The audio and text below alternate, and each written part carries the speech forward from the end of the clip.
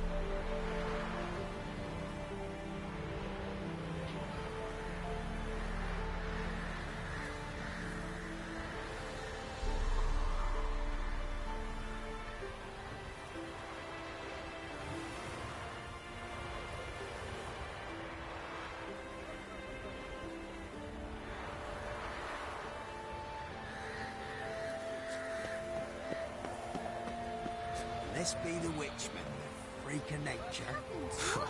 More interesting things from my nose. Can't be in two places at once, can I? Mum don't let us talk to strangers.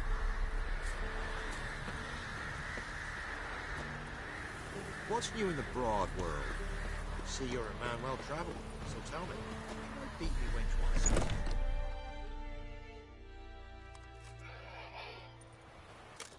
Geralt of Rivia. Ha! Sit with us, Witcher. Found your message on a notice board. You see, Palmerin? I told you. The griffin at White Orchard. I knew that were we only to follow the tracks of its slayer, we would in the end find Geralt. Milton de Peyrac Peyran and Palmerin de Lawnful. Good to see you both. Been years. Be assured, we share your joy. You must forgive us our, surroundings. When we pledged to place the village under our protection, the village elder gave us this hut as our lodgings. He swore it is the best hut in the village. Get involved in some squabble? We discovered that in retreating, the Redanian garrison had left this land still is at the mercy of numerous plagues. A tyranny of bandits, the most onerous among them. These plunderers shall soon descend on this village to collect tribute. Milton and I will dissuade them. We are both sworn to fight injustice and oppression wherever they rear their heads. The matter does not concern you, of course, but do us the kindness of waiting. Once we have dealt with these marauders, we have a matter we must present to you.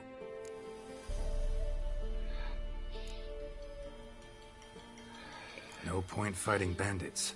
Kill these and others just as bad or possibly worse will come in to fill the void.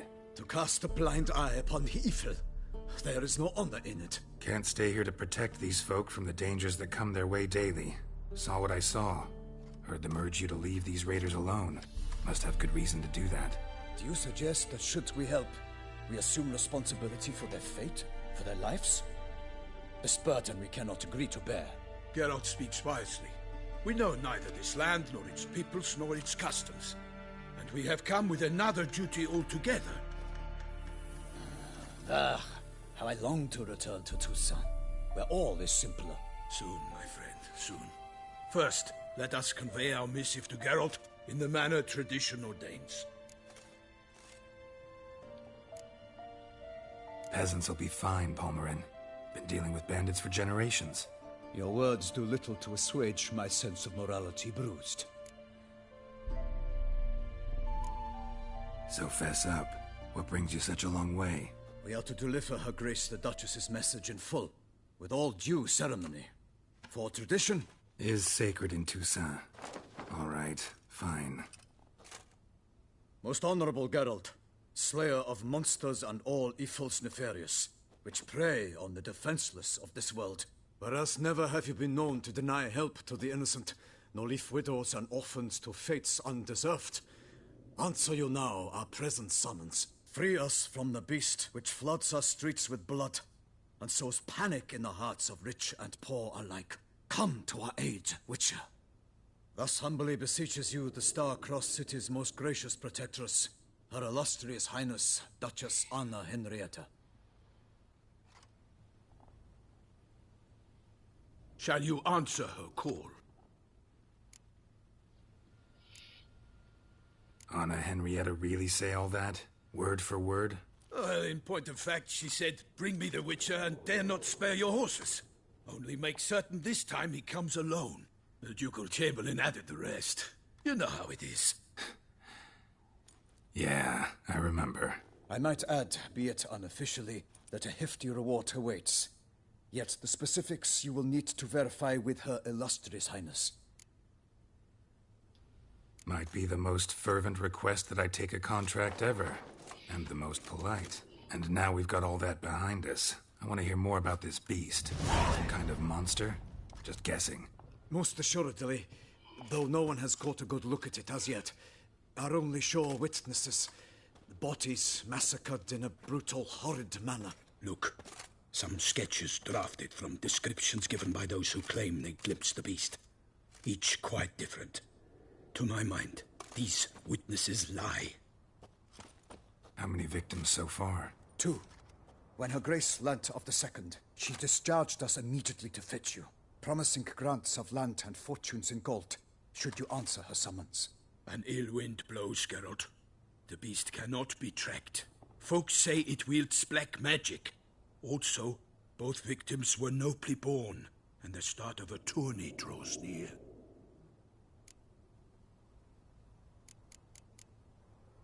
Mentioned a tourney. Why doesn't the Duchess just call it off? Simply, it is too late. The guests have arrived. The best knights of all lands, relatives of the Emperor. The beast could be a threat to others, not just to Her Grace's subjects. Got it. Foreign aristocrat dies. At best, it's a scandal. At worst, a diplomatic incident. Anyone tried to hunt it? Knights errant, for example? Ha! Many have tried. Baiting, waiting in ambush, but to no avail. The beast is clever. It evades all traps and attacks of a sudden. It is like a ghost. An experienced tracker. This is what we need, with knowledge of monsters. In short, we need you. Beast wields black magic? What makes you say so? The first victim vanished between bites at a feast. Of the feast-goers, none noticed this. They saw but an open window, then heard desperate cries from the street below, where a corpse had just been found. The second killing, similar. A night in a locked room. Servants all about the house. Guards all around the estate. Yet the beast somehow got him out, dragged him to the town square, and killed him there. No one saw, nor heard a thing. We have no fear of creatures against which sword and shield protect. But of this beast, nothing is known. Save that it cannot be traced, kills effortlessly, and with no rhyme or reason we can discern.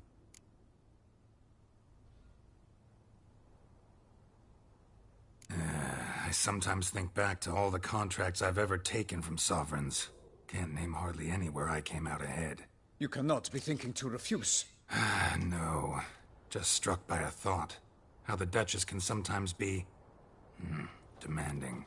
So you accept the contract. Excellent! We must set off at once. We long wanted this land searching for you. Yet time is of the essence. Ready to go, soon as you're packed. Ah, then post-haste to Toussaint. To Toussaint!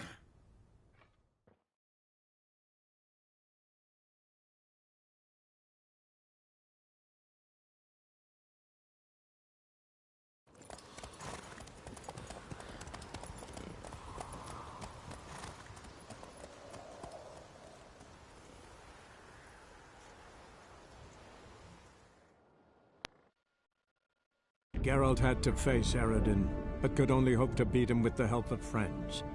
The Wild Hunt could be defeated with exceptionally powerful magic, so Triss and Yen set out to reconvene the Lodge of Sorceresses. Avallac'h, too, began to lay plans of his own. The Elven Sage decided to erode the King of the Hunt's support in his own realm. With Geralt in tow, he ventured through other worlds to the city of Tir na Liah. There they found Eredin's viceroy, Gels. Gels had been a loyal subject of the Alderfolk's previous king. When he learned Eredin was a regicide, he agreed to help defeat the usurper.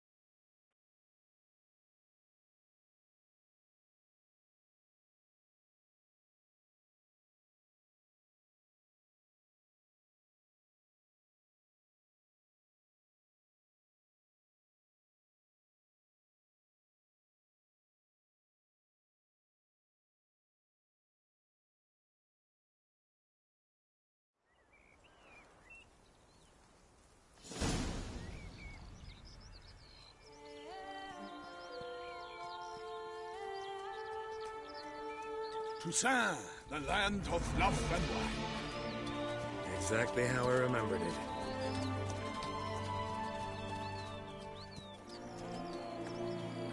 You will find Beauclair has changed some these past years. Walk about when you have the chance. You will see for yourself. To me, place always seemed straight out of a fairy tale. Knights errant, elven palaces.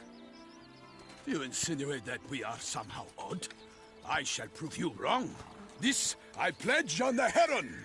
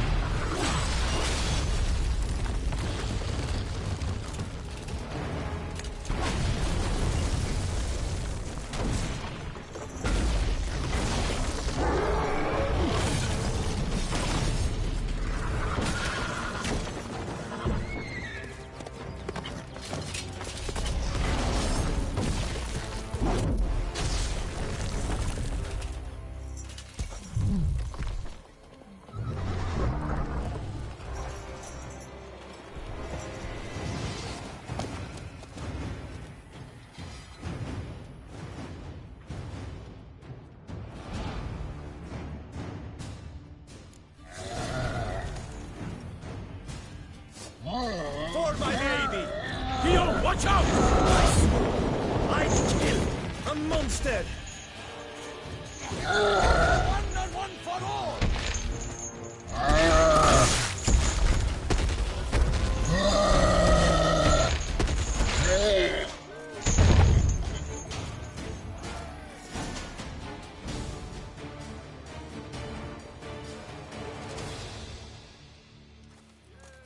Big beast. Tackling it single-handed? None too wise. Neither is love born of wisdom, Witcher. So, Guillaume, out with it. Which fair damsel inspired you to vow to kill that filth? The most beautiful among them. If he wishes to guard her name a secret, he need not reveal it. You I do not know, sir, nor seem you a knight, yet still I am profoundly grateful, nay, indebted to you for your succor. This trophy, sir, is yours.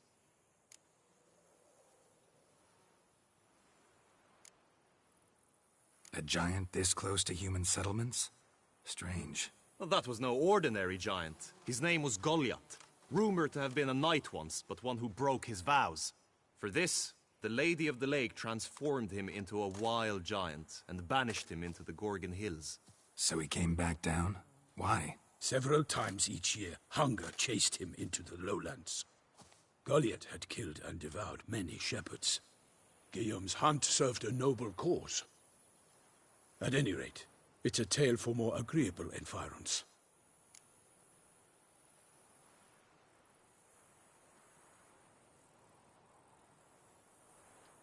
I'll take the trophy. Why not? Could find someone who'll pay to buy it. Put up a good fight against the giant. Got experience battling monsters? None. In Toussaint we mostly chase bandits. But I vowed I'd bring my heart's champion the head of a monstrosity, as the famed Gottfried, known as the Giant Killer, did. You don't mean to hunt the beast, I hope. The matter's best left to Geralt. Another challenge awaits me. Yet if Geralt is to hunt the beast, he ought to know. It struck again. The river surrendered a corpse. It washed up in the meander by the cockatrice. Damien de la Tour's guardsmen are there already, securing the area. Securing the area? Better go there now before they trample any tracks, manhandle any evidence. Set forth, then. I shall ride for the city to inform her gracious magnificence that Geralt has arrived. We'll meet later, near Guillaume's tent at the Tourney grounds. I shall take you then to see her grace.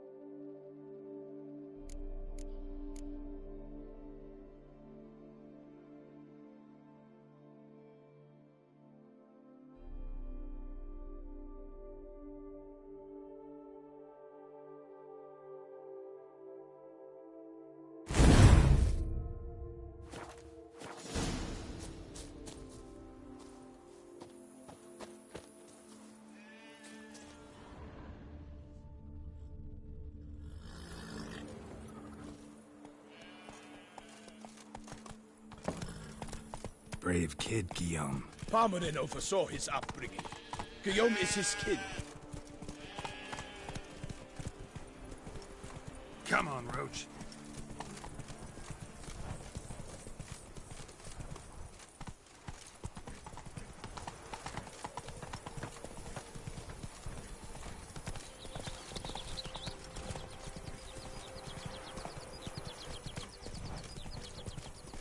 can't get used to the way you knights talk, especially how you switch back and forth between flowery and, well, near normal. We are knights errant, in the service of her gracious magnificence. When we appear in her name or speak on her behalf, we are bound by tradition.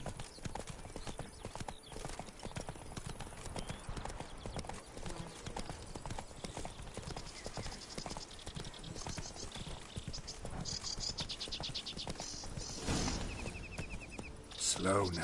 Whoa. No one here. They must have removed the body already. Let's look around. Make sure they didn't miss anything.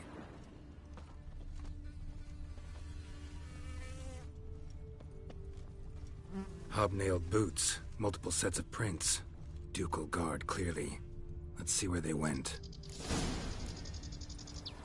Walked along the shoreline. Perhaps the body lay on the bank.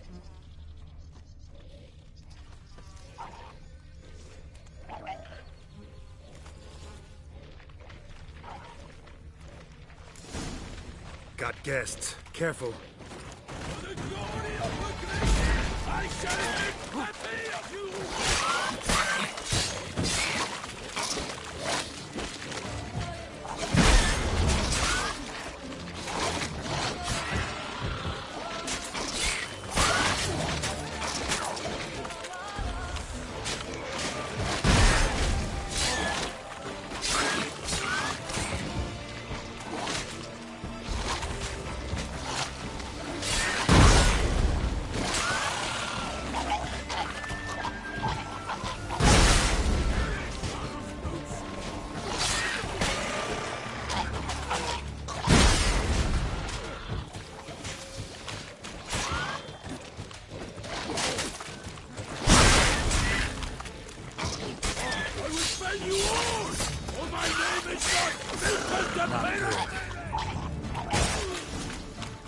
Drawn here by the smell of blood.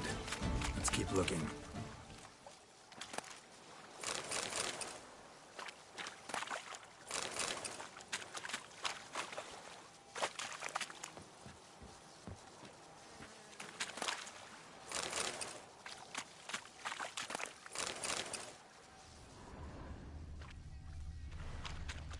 Anything taken by the current ends up in these shallows. Yes, the stench is fierce.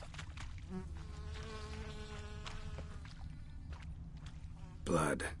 Guardsmen pulled these nets out of the water, then cut the mutilated body free. Gonna dive in, make sure they didn't miss anything.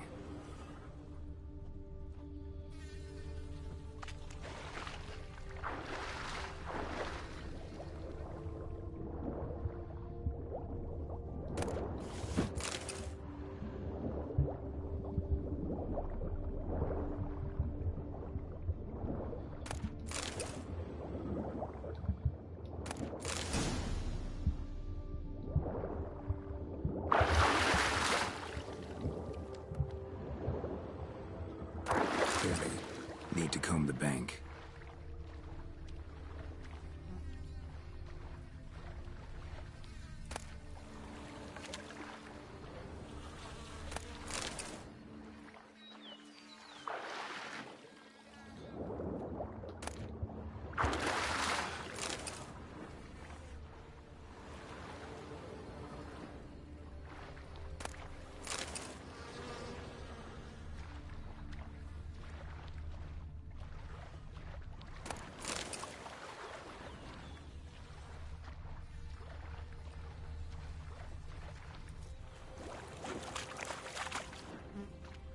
Only blood-soaked scraps left of the victim's clothing. Good quality cloth. A wealthy victim, correct? Looks it.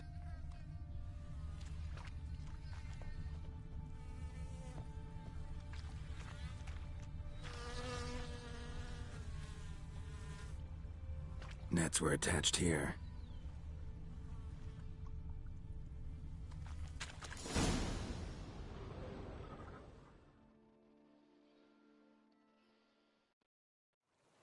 Look, a boat was launched here. Guardsmen must have loaded the body parts onto it, taken them somewhere. Need to find out where. I'd like to look at the corpse before it starts to decompose. The inn. Its patrons must have seen the guardsmen, which direction they took. We should ask there.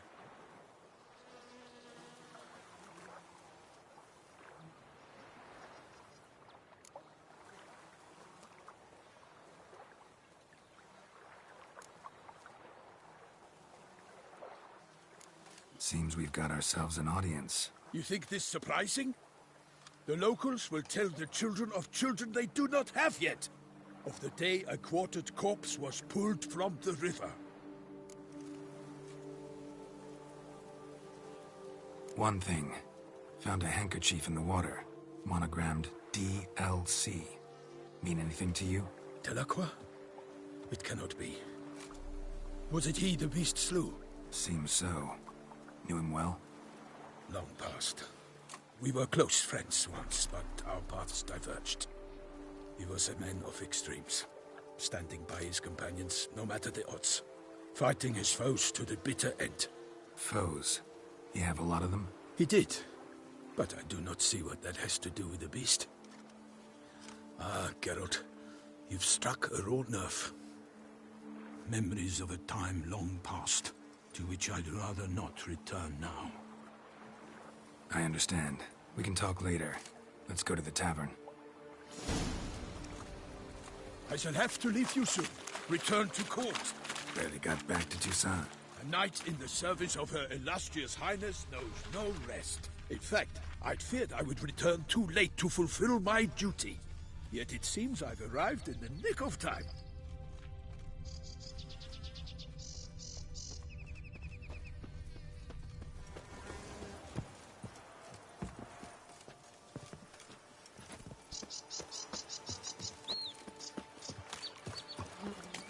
Once you have finished examining the corpse, be sure to report to Anarietta. Anarietta? Her Grace, the Duchess. I forget myself at times. We address each other by our first names in private. Never in Pomrin's presence, however. He finds such familiarity offensive. A watering hole for traders, smugglers, boatmen. But you will find no better crayfish chowder in all Toussaint.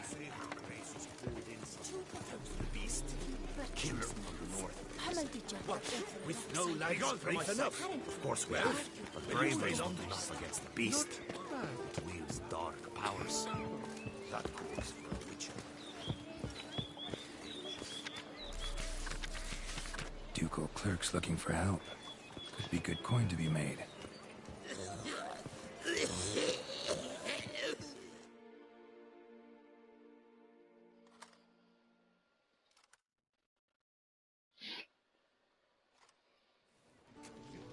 By my troth, could that be the musty scent of fresh pate?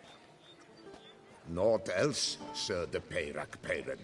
I see time has not dulled your senses. We would be honored if you would join us. Your companion as well. But why do I not detect even a whiff of crayfish chowder? No soup today, on account of there being no crayfish. I reckon you've not heard, but all I caught was a corpse. I awoke at the crack of dawn, as I do each day, but when I looked up, I beheld a blood-red sky. This corpse is precisely why we're here. For the man whom you've invited to join you at the table was summoned from a far-off land by her gracious magnificence. He is tasked with tracking and killing the beast. We invited two men to join us, yet since Sir de Peyrac Peyran in temperament is more akin to hare than hound, I surmise the other is the hunter. With whom do we have the pleasure? Name's Geralt. A humble introduction. You've clearly not tarried long with Sir de Peyrac Peyran. Spare us the petty insults. Geralt is a master of the witchering trade. He has questions concerning the beast's last victim. I was the one to find the corpse.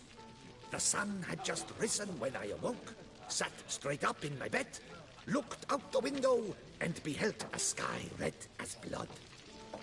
Ask Geralt, please, or we shall be here till winter. Must have been early in the morning. Went to check your nets and then... I stepped out of my hut and saw By my troth, to the point, man. You found a body ensnared in your crayfish nets. We know this already. What happened then? Did you see anyone nearby? Did you spy anything noteworthy? Anything at all? Not a soul around, just me. As for noteworthy, well... What did you see? But be warned, if I hear the sky was red again... I saw a head popping, eyes bulging, the tongue blue and popped out. Next to it, a hand rocking upon the water. Get a good look at the body parts? They gave me such a fright. I bolted to town, fast as my legs would take me, then returned with guardsmen who told me to keep out of their way. They had a hard haul. The parts were so tangled up in my nets, they were forced to cut them. Need to examine the body. Know where they took it? They ferried it across, then loaded it on a cart and hauled it to a cellar at Corvo Bianco to keep it cool, see? What? Why, Corvo Bianco is Baron Russell's estate. When he learns they've turned his cellar into a morgue, he'll set his hounds on them. While you were gallivanting about the north, his vineyard was auctioned off. Who was that? Woman who just left. Didn't see her before. Didn't notice her walk in either. Doubtless Linnis, the innkeep's daughter. But hold, Geralt, because this is an outrage.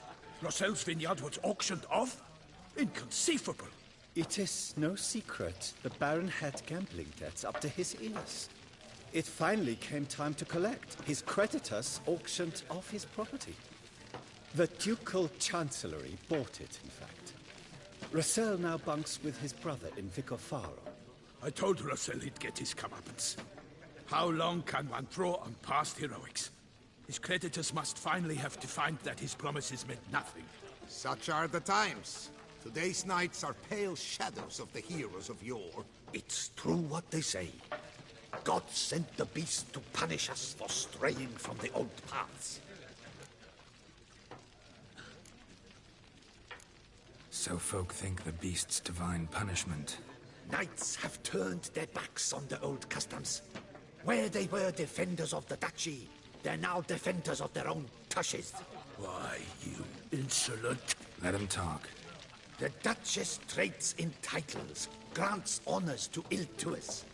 We've strayed from the path of virtue, lost the gods' favor, so the gods sent retribution. Don't listen to that nonsense, Geralt. It's rehashed street preacher codswallop. Yes, the rebel rousers have been sprouting up like weeds lately, each offering the same bill of goods.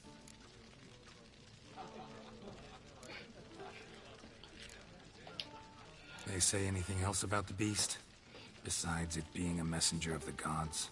The Toussaintois are no fools. They see clearly the beast kills on days honoring patron saints. Picky monster. Thanks for the hospitality. Time I examined the corpse. Corvo Bianco lies a short way from here, near the tourney grounds. Just follow the road and you'll arrive. Not coming with? Oh yeah, duty of some sort calls. Some sort? Ha! Her Grace bestowed a great honor on me, even before we departed for Velen. I'm to play the hare during this year's game in the Palace Gardens. When you see me in my costume, you will wet yourself laughing. A little tempted to ask a few questions, but it sounds like a long, complicated story. One involving lengthy digressions into local history and tradition. So, see you later, Milton, and good luck.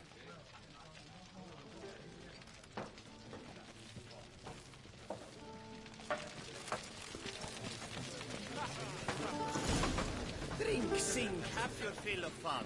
Just take care not to brown your bum. Oh, dear fellow, with a pissock like that, you must have your pick of the ladies.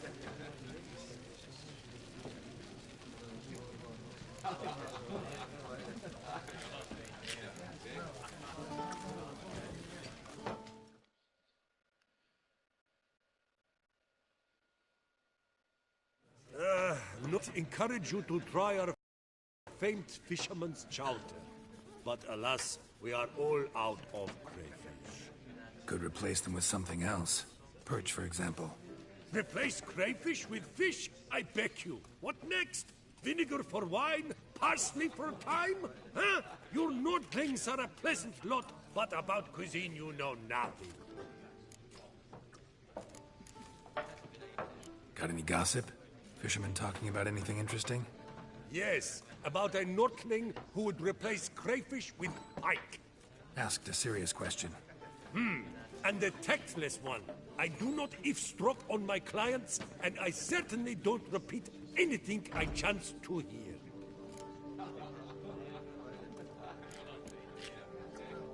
Show me what you got in stock.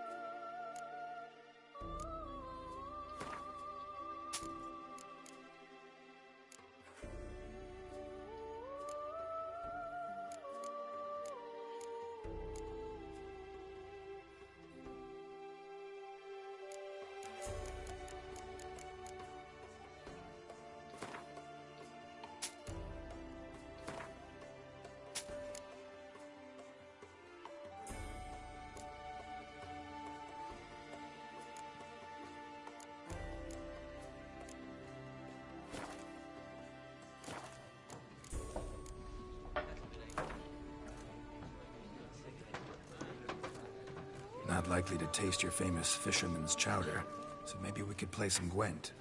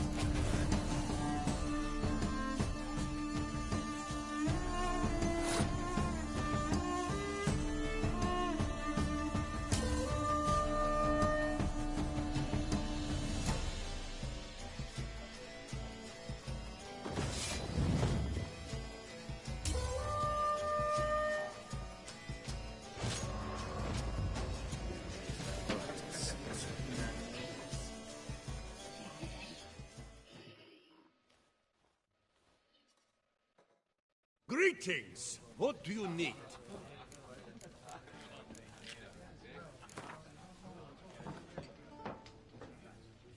Not likely to taste your famous fisherman's chowder, so maybe we could play some Gwent.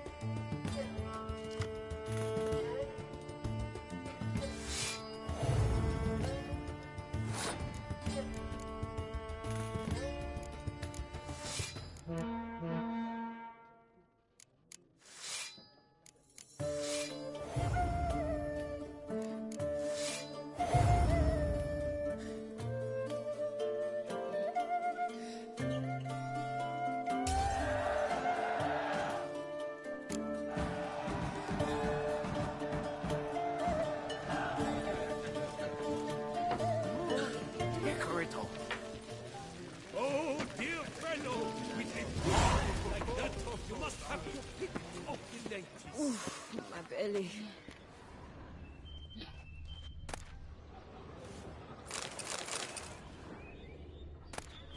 Gratuitas. Rancid.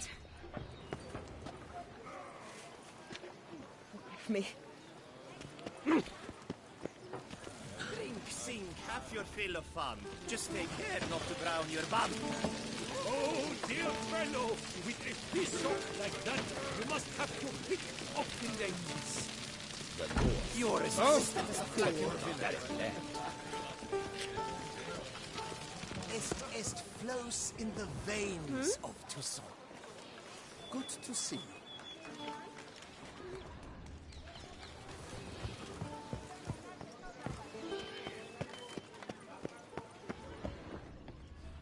They say her grace was healthy.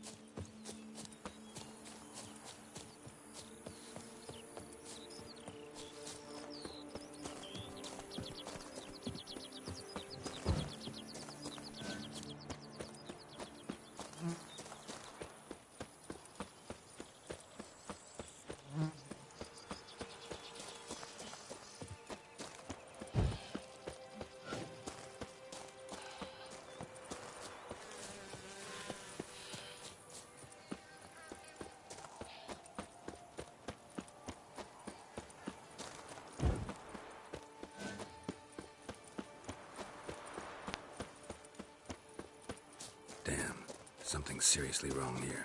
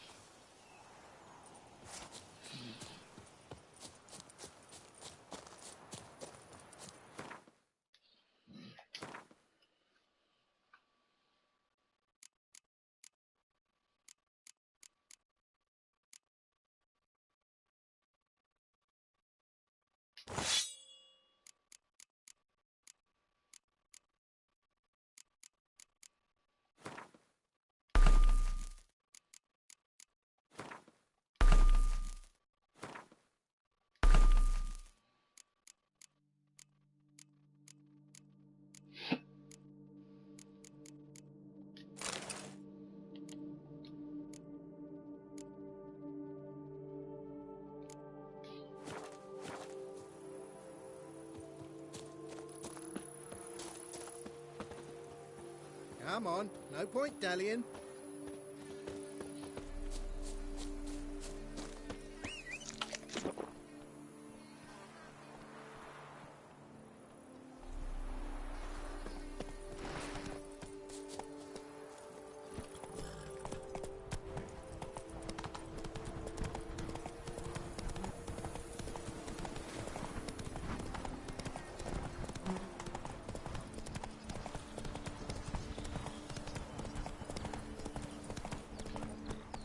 Slow now.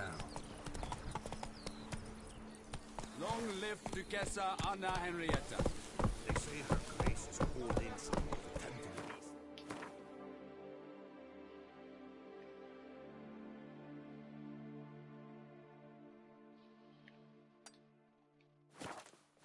Killer from the north. That's it, Roach. That's brave enough. Of course we have.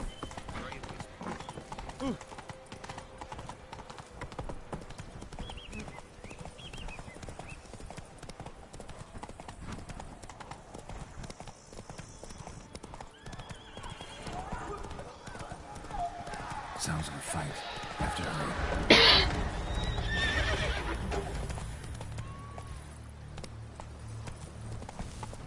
Damn it. Killer must still be here. Busted ribs, blood from the ears.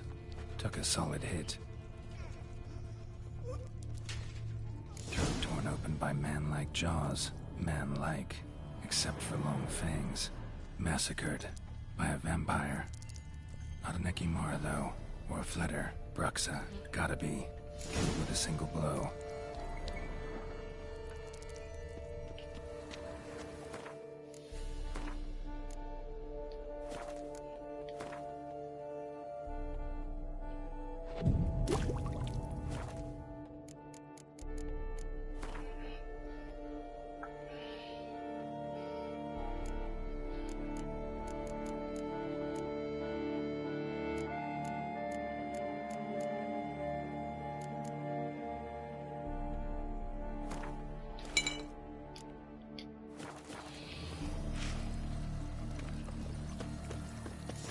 Cellar, gotta be.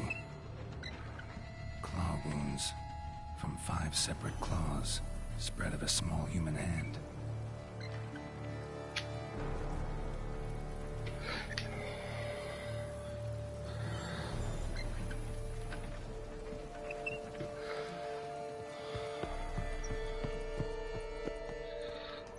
Footprints, small bare feet, lead deeper into the cellar. Fell down the stairs, broke his neck. Hurled against the wall with great force.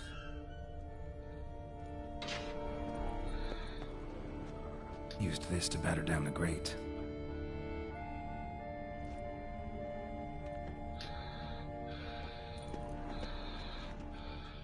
Took a lot of strength to batter this down.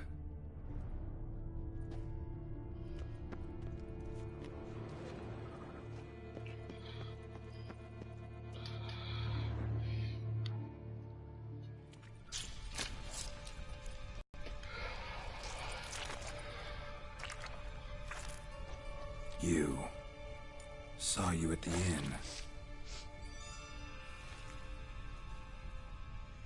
I know what you are.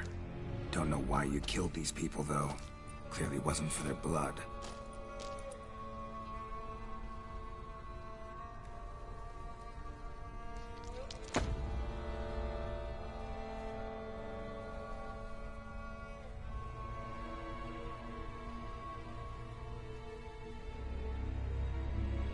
We don't have to fight.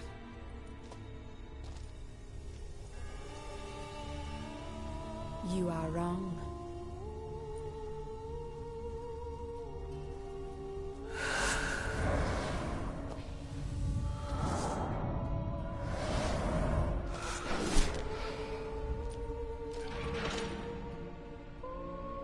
I cannot let you leave.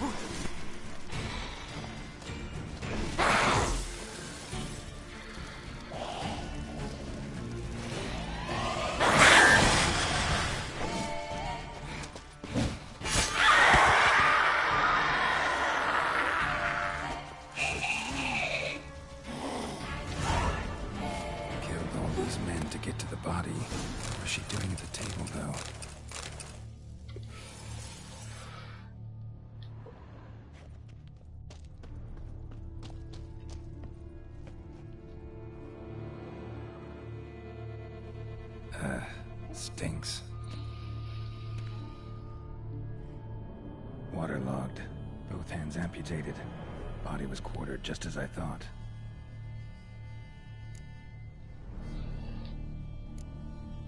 Laid in water for some time. Head swollen, and something took a few bites out of it. Something in the throat.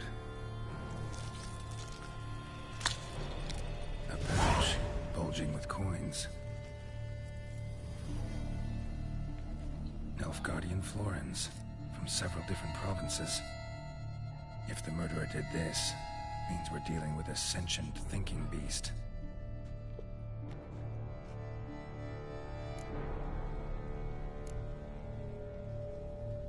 Body was chopped up after death.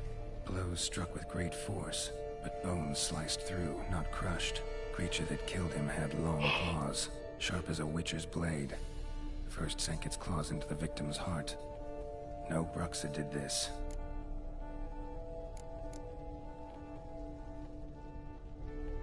Third hand. A spare? Except it's clearly not the victim's. Guardsmen must have not noticed it as they picked everything up. How's this possible? Still warm. blood still flowing? Several monster species can regenerate. Never heard of that happening to their severed limbs, though. Or of their limbs seeming completely alive after so much time. Examine the tissue more closely later. Might learn something.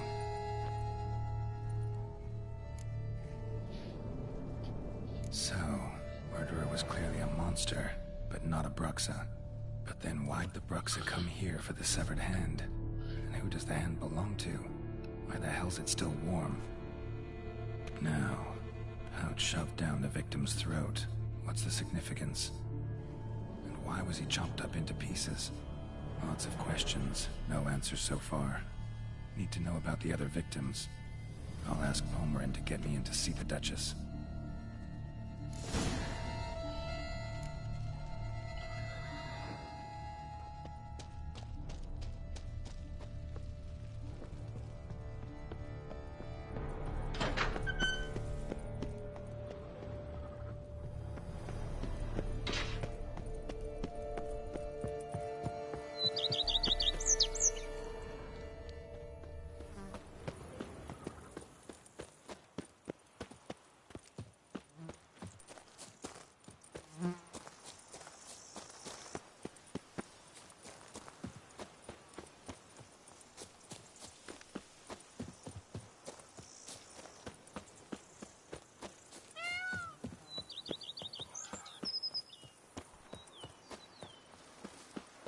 Achei o marcador para voltar rápido aqui.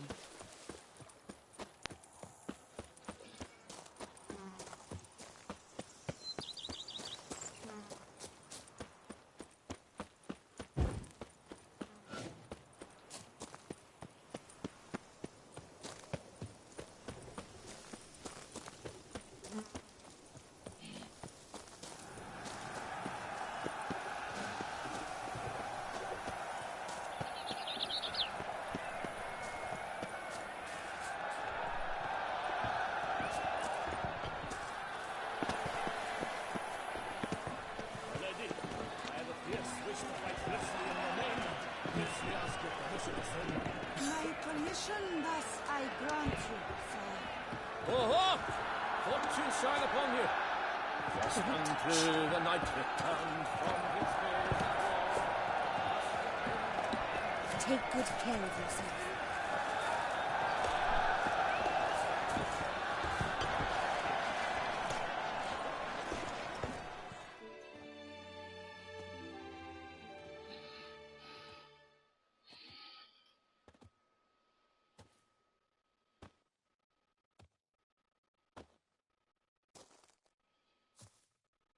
Need to speak to urgently. All right, you scamps. Story's done. Go find your parents. But the Palmerin, what about the story of Rittik and the dragon? They're tales for another time. But take a good look at the man who stands before you now. This is Geralt of Rivia, the master witcher who lent his valiant hand to the defeat of the giant Goliath. Master Witcher, is it true virtue always trumps villainy?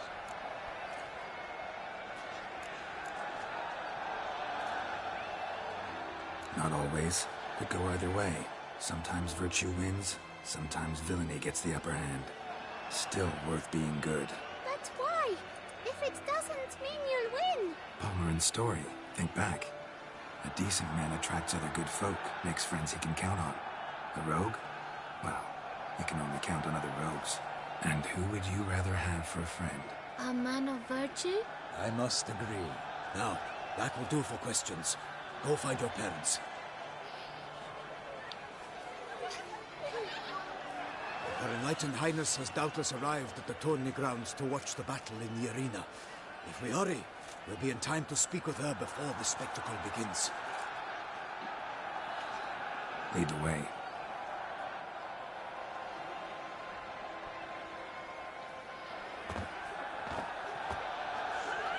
Who's fighting? Nilfgaardian gladiators? Close, but not quite. As you will soon see. Someone's gonna fight a shale noir with only some bells on its tail to confuse it, slow it down? Whatever is the problem? The beast is a gift from the Emperor, no less.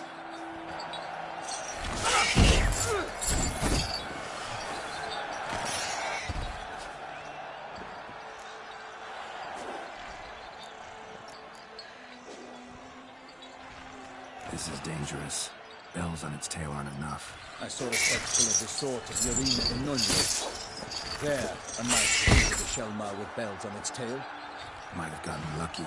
Shelmar might have been lame. Who knows? Only a Witcher has a real chance against a healthy Shelmar. And that's not even every Witcher. Besides which, releasing a monster that dangerous in front of a crowd? Plain irresponsible.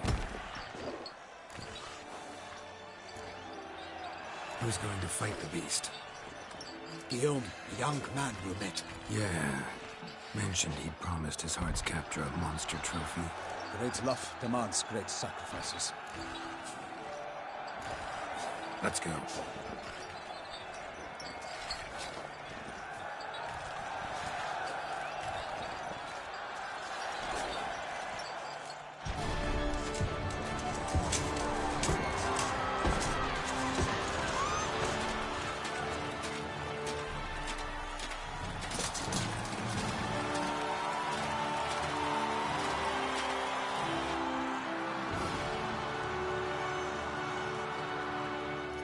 I dedicate my imminent victory to fair Lady Vivian.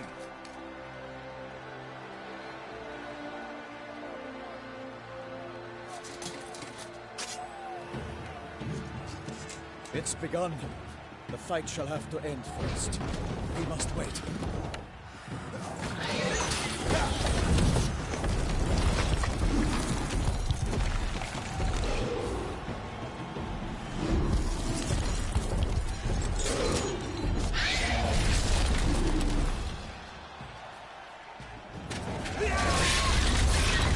Got a bad feeling about this.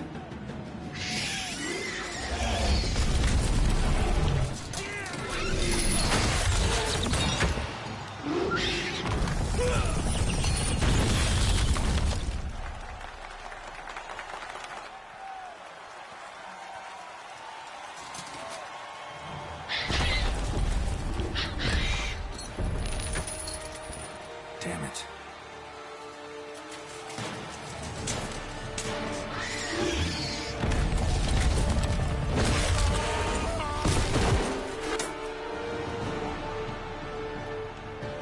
We have to help him.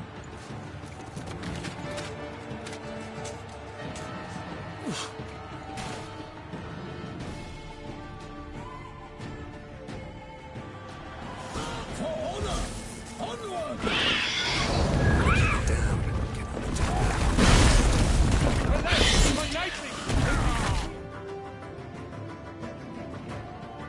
Whoa.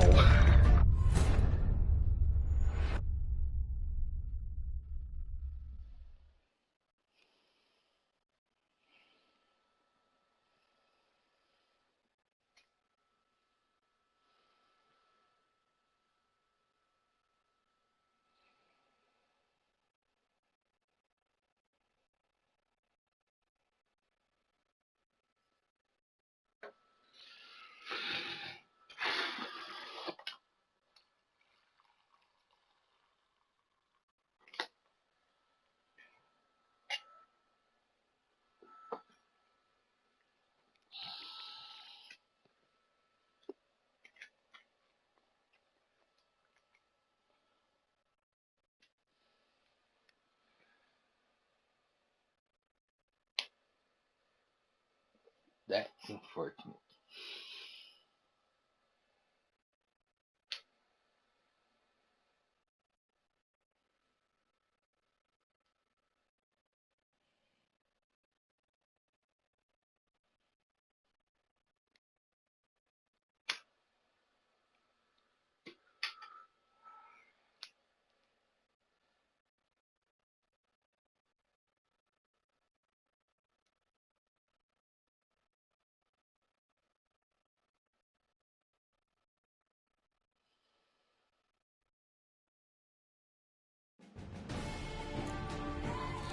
For honor! Onward! Gotta keep it down. Alas, a night, the beast. Let me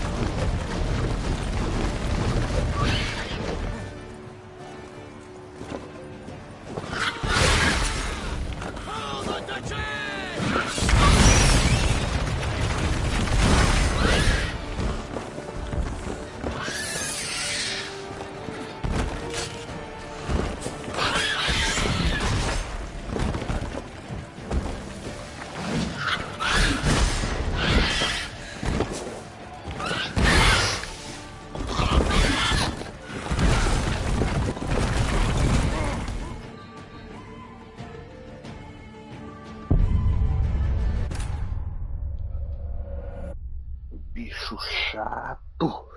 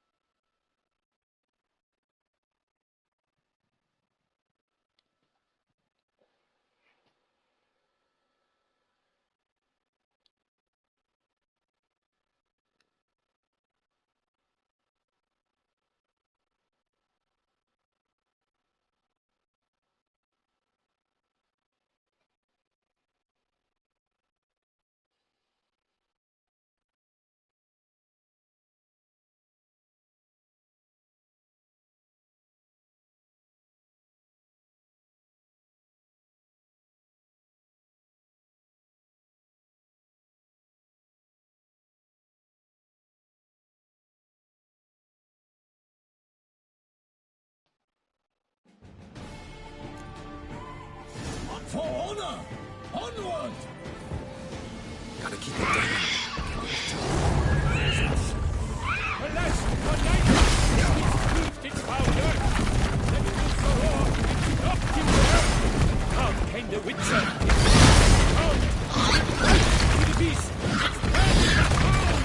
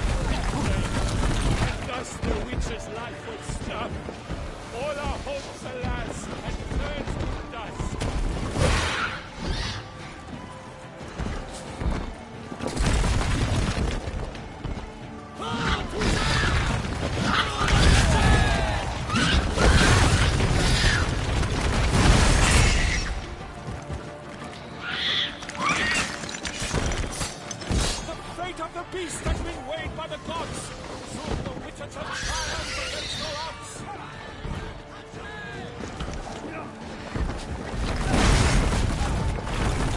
Bring up the ocean and set fire to the wood. For nothing in this struggle can come to any good.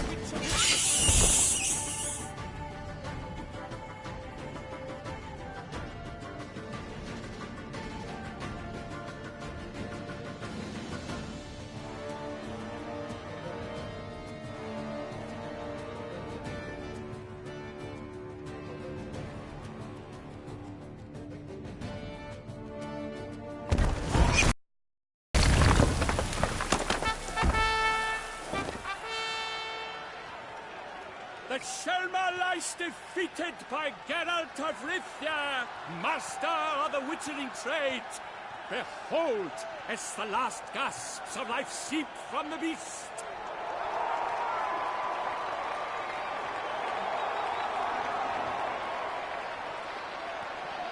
Master Geralt, do what you must. Finish the deed!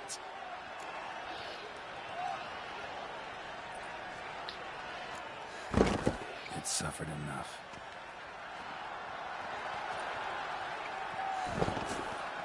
The monster lies slain! The fight is done! Praised be the victors!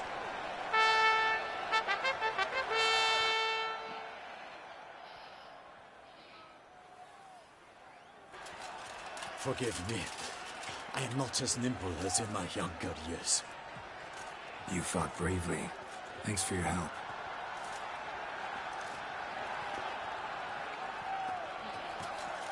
Guillaume? The lad came damned close to dying. I'm fine. Not hurt at all. Vivian? Smile as befits a hero and keep silent. Speech clearly paints you. She approaches.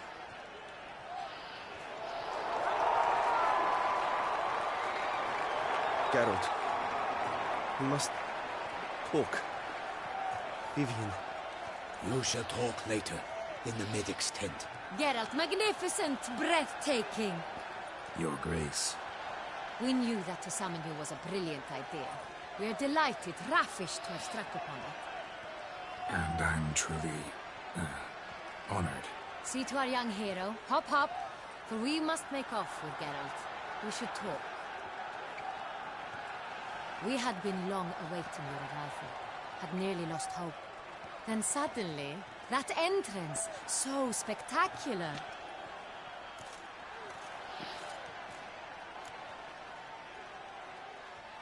Your Grace. Shaelmars are dangerous creatures, even to knights in full-plate armor. Nonsense.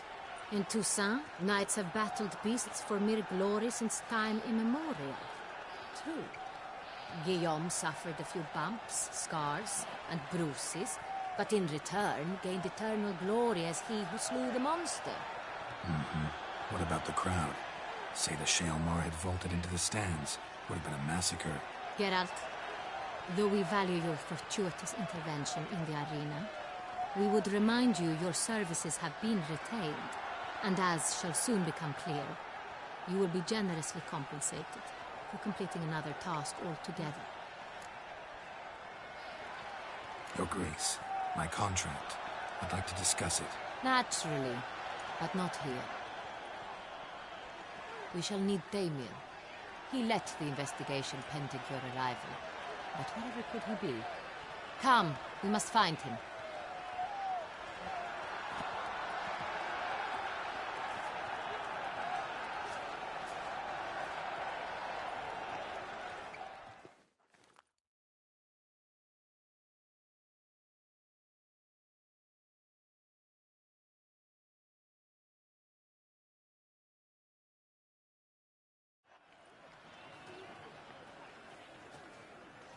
Tell us, have you come alone?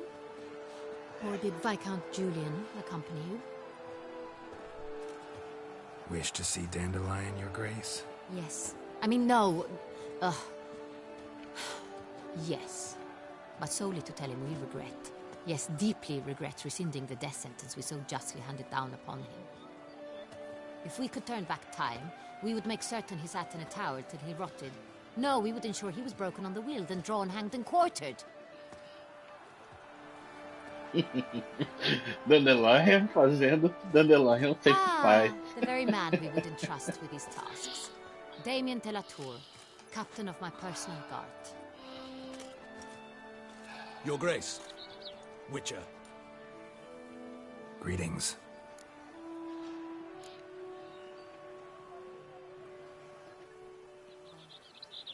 Sorry to have to tell you, but the guardsman handling the last victim's body... I know already. The creature in the cellar of Corvo Bianco. Was it the beast? No. A Bruxa, a kind of vampire.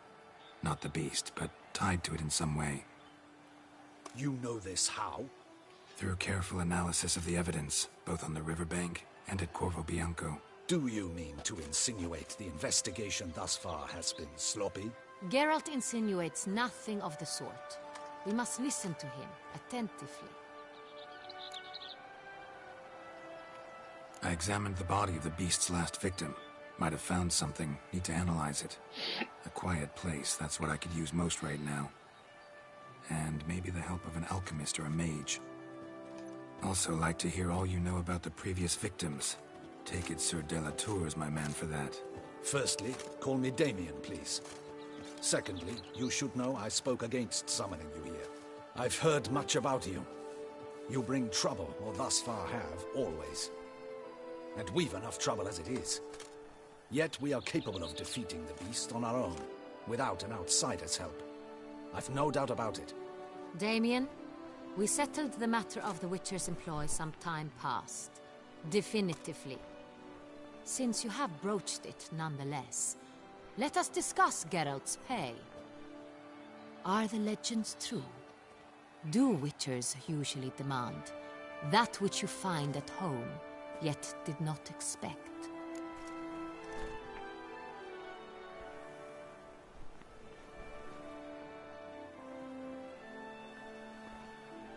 Yes, Your Grace. The law of surprise. Time-honored. We shall becant it. The surprises we encounter on a daily basis would be of no value to one such as you. What awaits at the palace are edicts to sign and portraits of suitors from far-off lands. I fear you would find little use for either. Thus we've decided you shall receive the deed to a vineyard, Corvo Bianco, and a sum of coin. You will doubtless consider this adequate. Title to the vineyard shall be given to you at once. Surely you'll need lodgings while you hunt. The coin, however, will be yours only once you have slain the beast. Lovely, generous gesture, Your Grace. But, Corvo Bianco, isn't it the Duchy's temporary morgue? Is it now? The Chancellery's bungled things again, we fear. Not to be left unsupervised for one instant. Yet, in its mood, a morgue should present minimal problems to a Witcher. What's more, nothing enhances a wine's reputation better than a grim legend. Thank you, Your Grace. I accept the contract, of course. But as I said before, I'll need some information.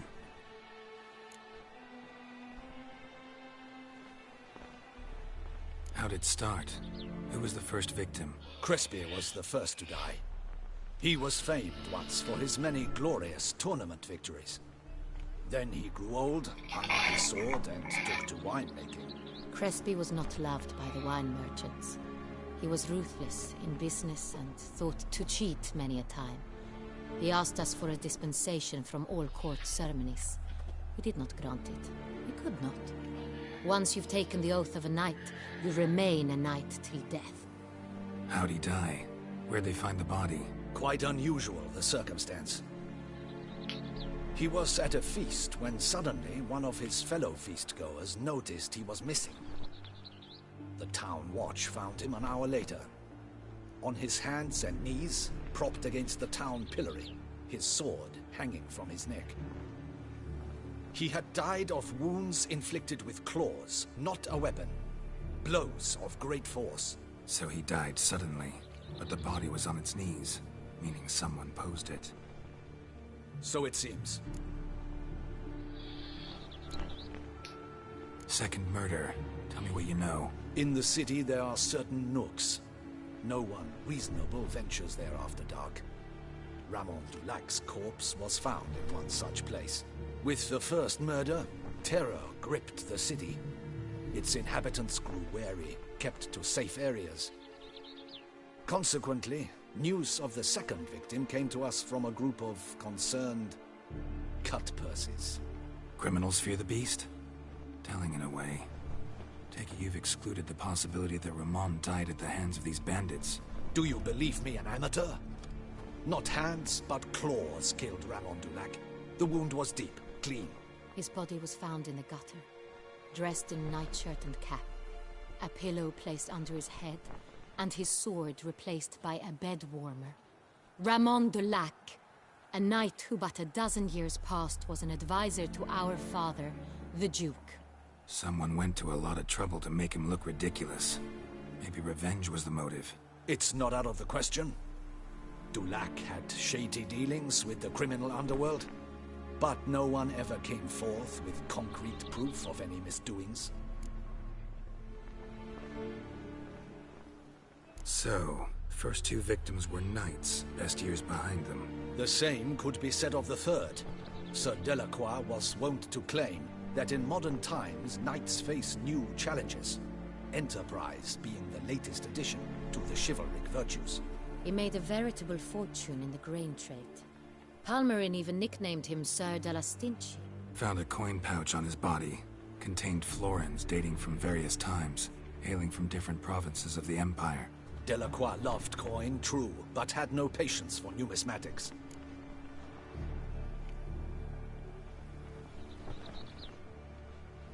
Lots of similarities between the victims.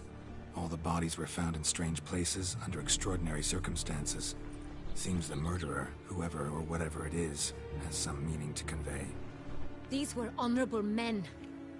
We are horrified by the disdain, the disrespect with which they were treated. These were knights of Toussaint. Blast it. Might be the point. From what you say, none was a model of virtue. Ever considered that's what the beast's trying to draw attention to? All the murdered men were knights who swore fealty to the 5 chivalric virtues. And even if the...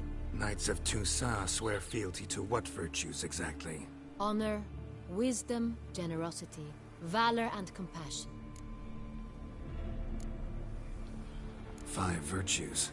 Why are they so important to your knights? Strange question. Your Grace, forgive me. I'm a foreigner trying to understand another land's customs. You are forgiven.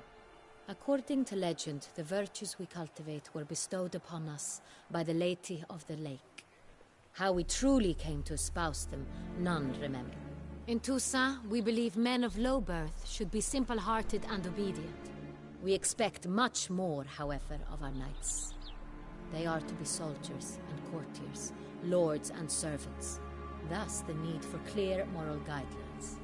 At the time of his dubbing, a knight vows to demonstrate throughout his life honor, wisdom, generosity, valor, and compassion.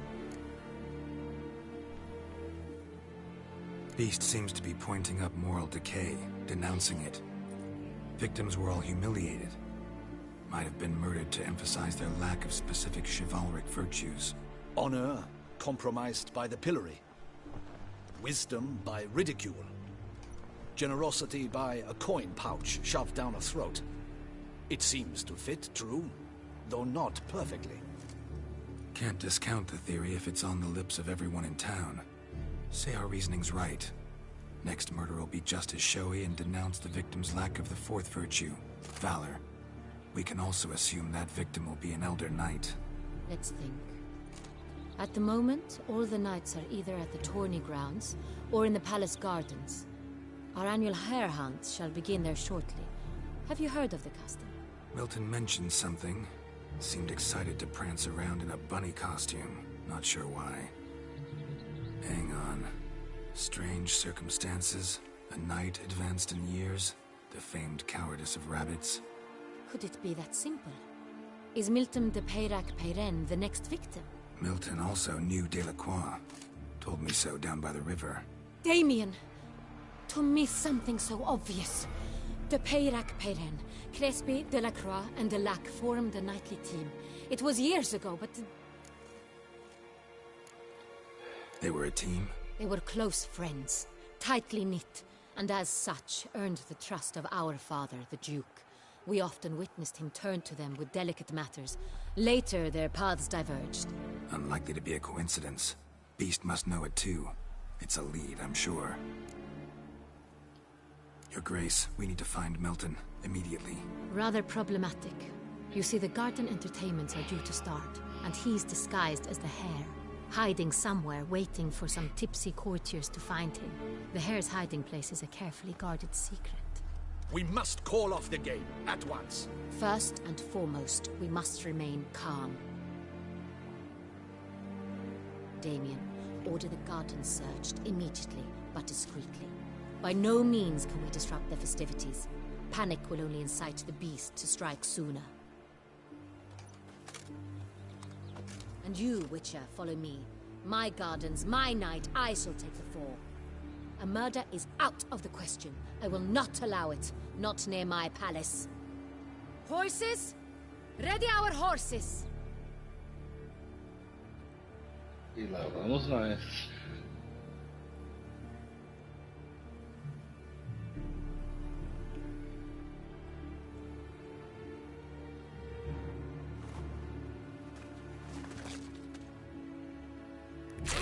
Your Grace!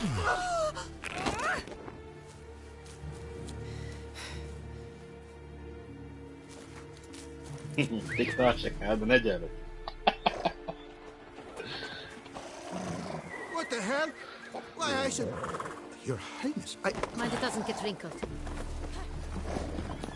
Onward!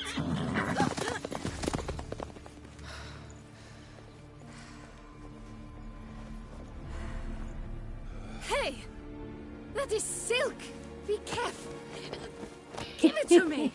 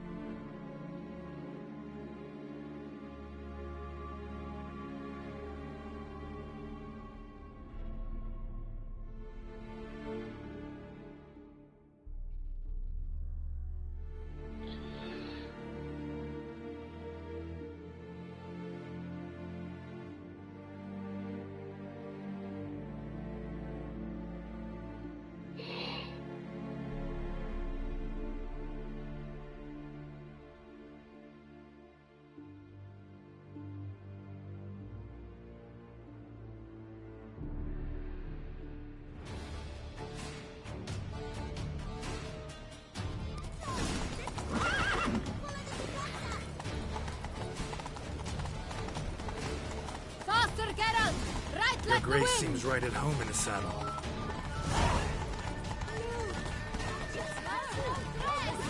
Clear a path! Clear the way, I said!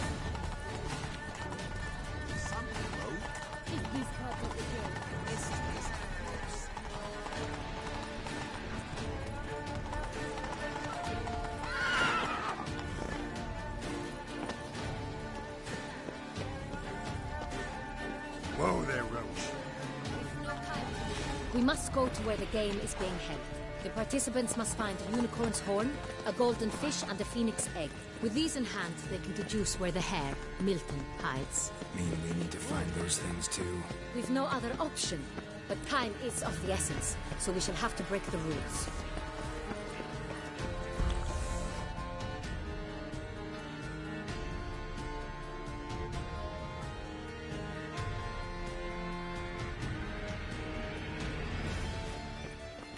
On second thought, through here.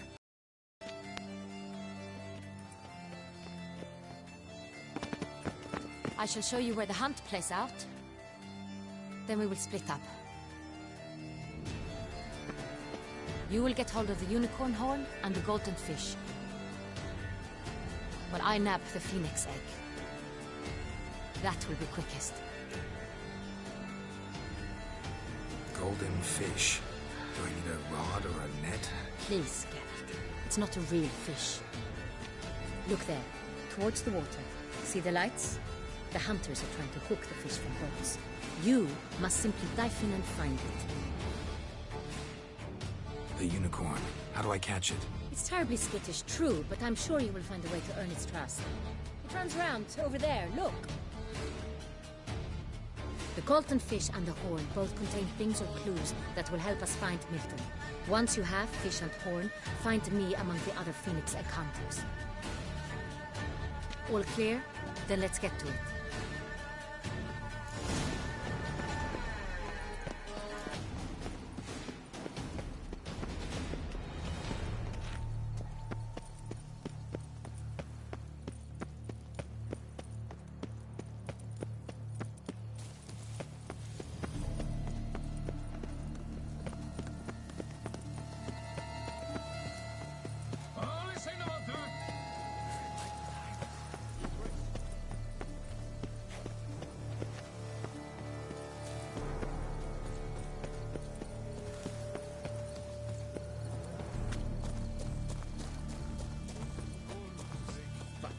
This is no true unicorn.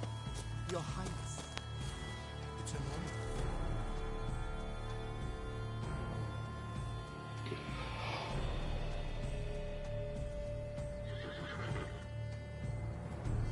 Perhaps an apple will work. Or some sweets. We would not be in this predicament, dear sister, were you still a virgin. Do you really wish to have this conversation again? Here and now? Hush, or you'll spook the beast. We shall try the sweets. Hey folks, gonna have to ruin your fun. Sorry. Who's that?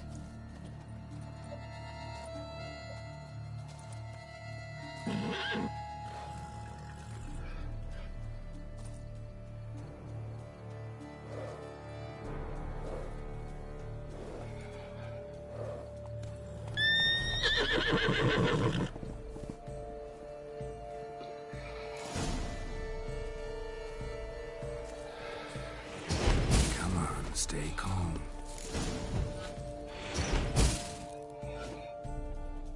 Shh. Calm down. Easy now.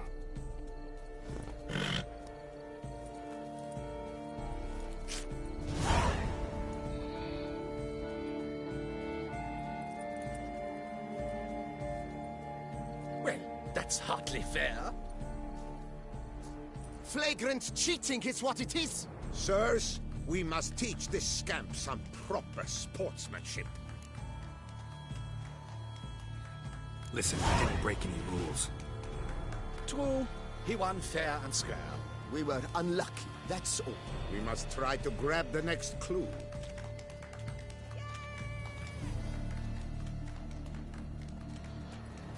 Gardens are huge. Better off on horseback. Unworthy. Entirely inappropriate behavior. A complete collapse of social...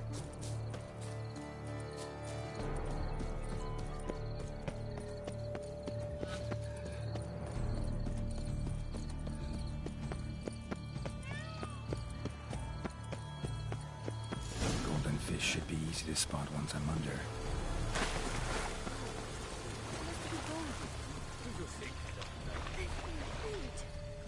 What the blazes? Did someone just dive in the water? Perhaps that's the way to do it. Sure. if you're a peasant.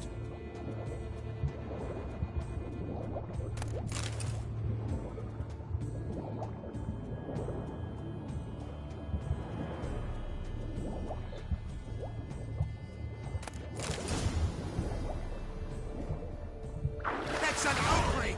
Bad form, sir. Do something! Do what exactly? Am I to jump in the water? Lodge an official protest.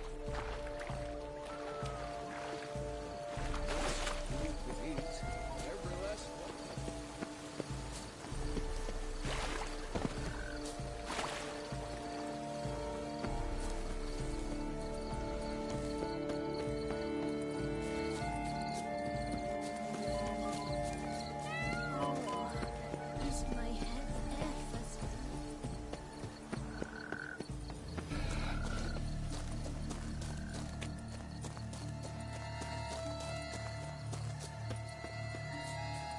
Have you noticed all the guards? Is something afoot?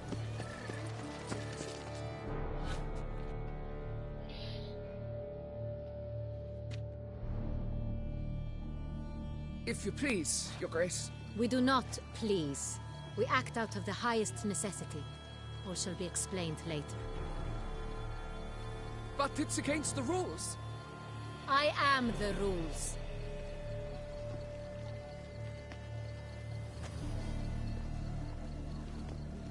Geralt! At last. Got a key and a clue. I've another. Show me yours. Who wrote this drivel? I begin like a groan, hollowed out with ease, then end like a mouse, with a head of hard cheese.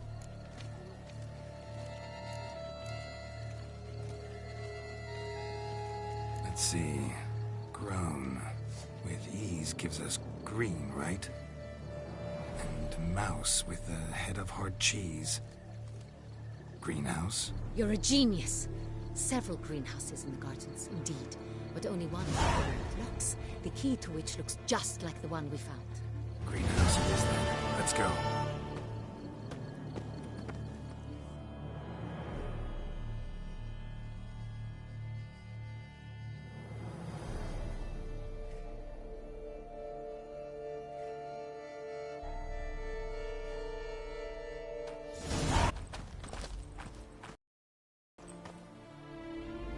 Wait here.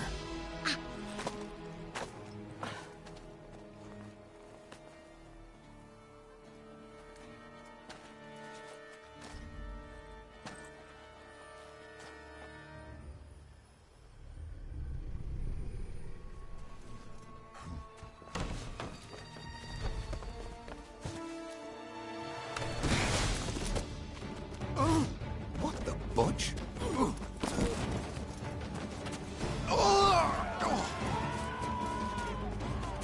What was that?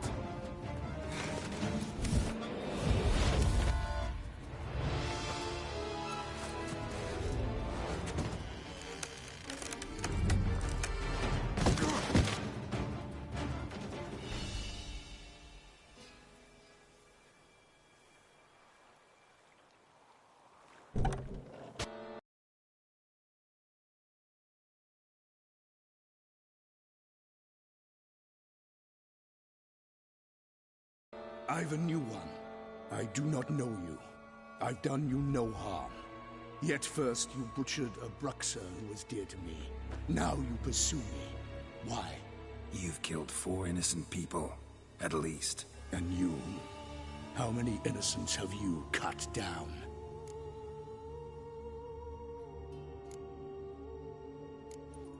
Plenty. Even more of the guilty, though. You're next. I think not. You see, I've something to do still. More murders? Just one. Not counting yours.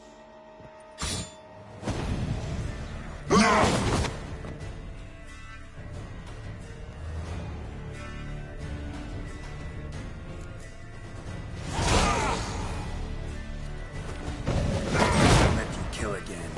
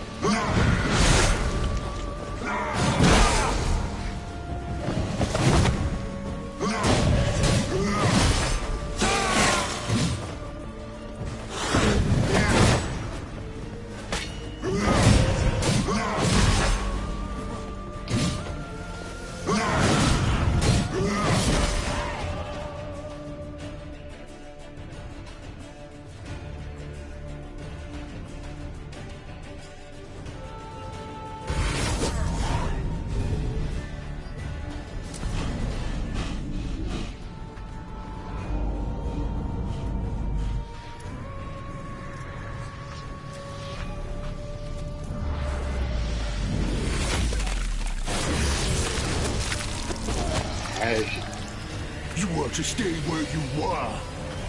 Regenerate. I know you're in trouble. I can help. I'll help myself. No, he's my friend.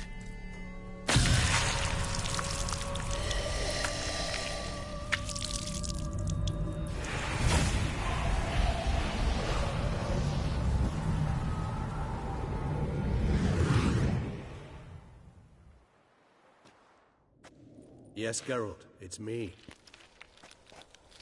Regis? You all right? All is well. All's in order. Wounds such as these heal on vampires in moments. But we've not seen one another in ages, my friend. At least in human terms, that is. How's this even possible? Last I saw you... I was a bubbling, shapeless smear, having been rather spectacularly melted into a column of a certain castle. In somewhat better shape now, as you can see. Hardly peak form, mind you, but were I human, folk would think me a demigod, I dare say. I'm sorry. What happened, it was my fault. Never got a chance to apologize. No need, Geralt. Bygones. I did not have to join you on that expedition. No one twisted my arm. Miraculous regeneration. How do you manage it? I had help. From the one you hunt. Him? How? And what have you been doing all these years? Not the time nor place for such stories. I suspect we'll get a chance to speak at ease and at length later. Now, however, we must deal with the reason that brought us both here.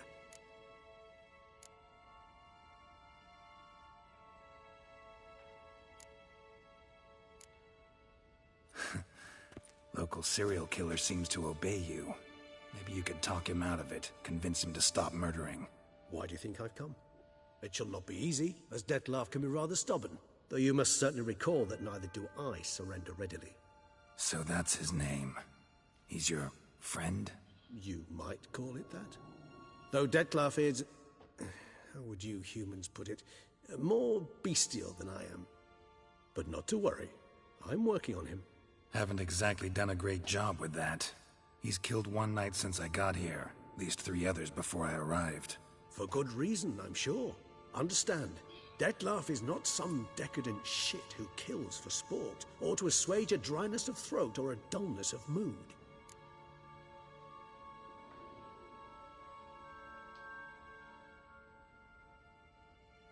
So in your opinion, what are his reasons? Precisely what I wish to find out. And then I will convince him of the error of his ways. Got a lot of faith in the guy. Despite appearances to the contrary, you two are quite alike. You've both noble hearts, yet you both are wont to perform ignoble deeds. When circumstances force you to, of course. Remember the year 964? That was 3 centuries ago. Blind fear gripped Rivia, Lyria, and Spala. Women and children were dying. Their mutilated, dismembered corpses littered the fields. Brute of Lyria. Read about it. Chewed up almost 200, then fell to a common poacher supposedly armed with a dagger blessed by some prophet. It fell to Dettlaff, who then found a poacher asleep in the brush near his snares and dropped the fiend's corpse at his feet.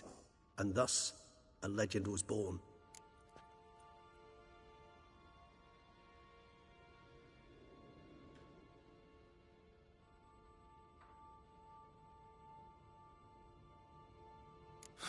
Vampires rarely help humans.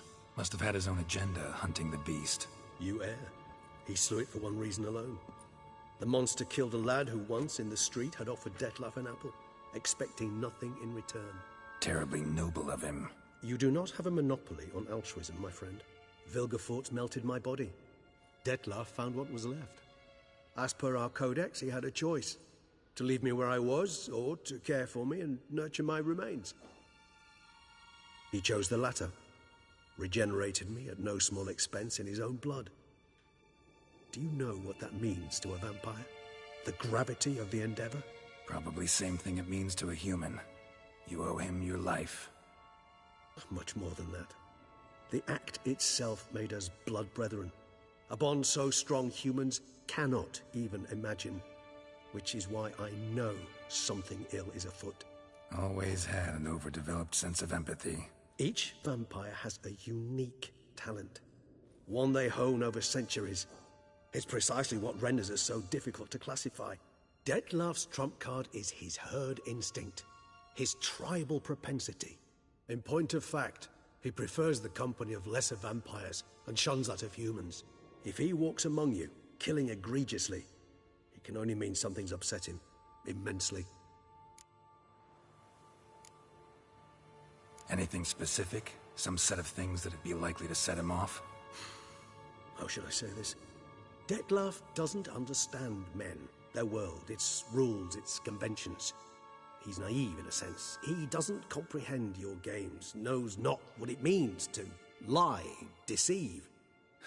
Suggesting he's maladjusted and venting his rage. I'm suggesting maladjustment can at times breed conflict. But is it the case this time? I cannot say, but intend to find out. Gotta find him before something upsets him even more, and all Beauclair is awash with blood. Well, we share a cause then, just like the old days. Not entirely. I mean, when I find him, you know. I know you've a contract on his head. Yet your true task is to stop the beast killing, not necessarily to kill the beast, am I right? All in all, sure. Let us find him. By the time we do, I hope I'll have convinced you Detlav is no monster. Fine, all right already. But for now, evidence is stacking up against him. Hear that? The posse. Knights must have tracked me here. I prefer they not find me here. I've makeshift quarters at Mère Lachaise Long Cemetery. We'll meet there.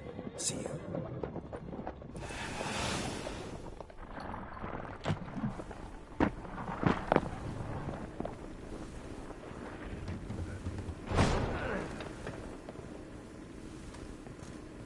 Witcher, we flew here as fast as our courses would carry us.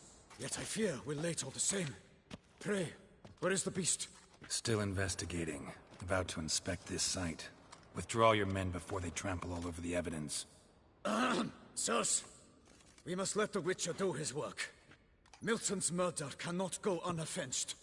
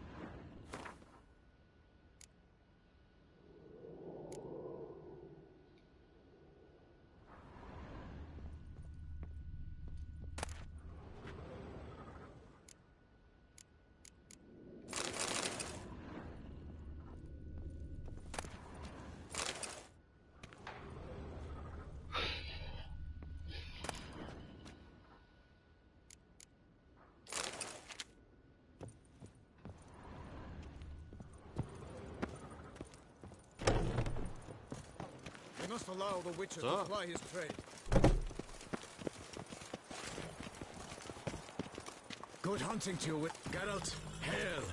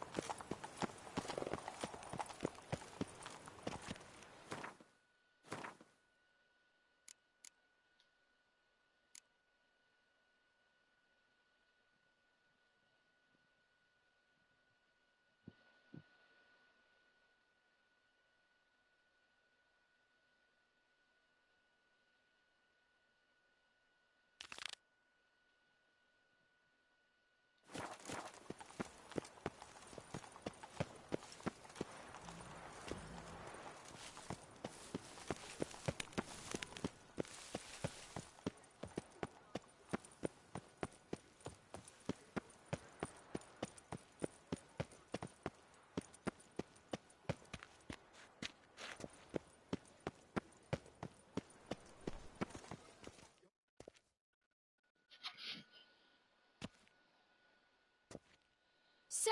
Sir! A letter for you, sir! Letter? Who from? Can't rightly say, sir. I was just to deliver it.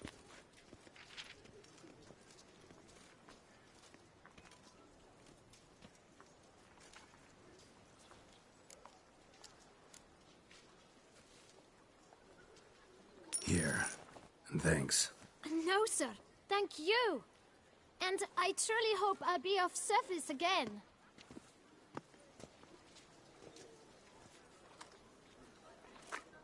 Dearest. I suspect weighty affairs, rather than merely the wine festival, have drawn you to Toussaint. Perhaps you'll find time to probe a certain matter in spite of this. I recently came across the mention of one Professor Moreau, a scholar in Beauclair, who conducted research into Witcher mutations.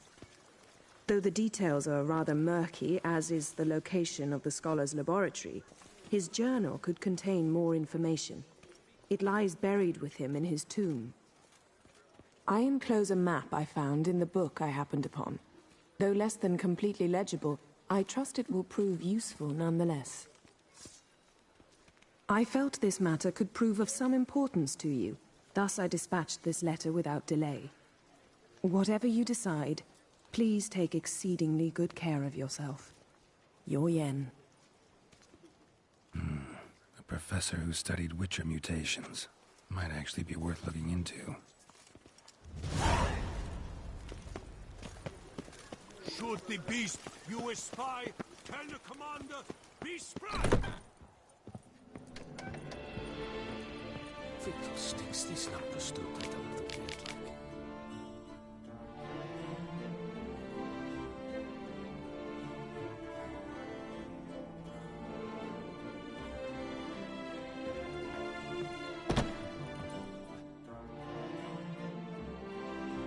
Greetings, brave hero. I am Raphael de Serman, and I am the Ducal Camerlengo. I'm Geralt. So what is it you do here? I pay the knights errant. For what? Our knights wander the roads, protecting Toussaint from bandits and monsters. It is fitting and just that they be recompensed appropriately for these toils. Note, sir, that should you successfully smash a hands, save a brother knight from peril, or extract a captured merchant from the hands of cutthroats, come see me. You shall be rewarded. Can't help but be curious. Where do the funds for those payments come from? The ducal treasury, of course.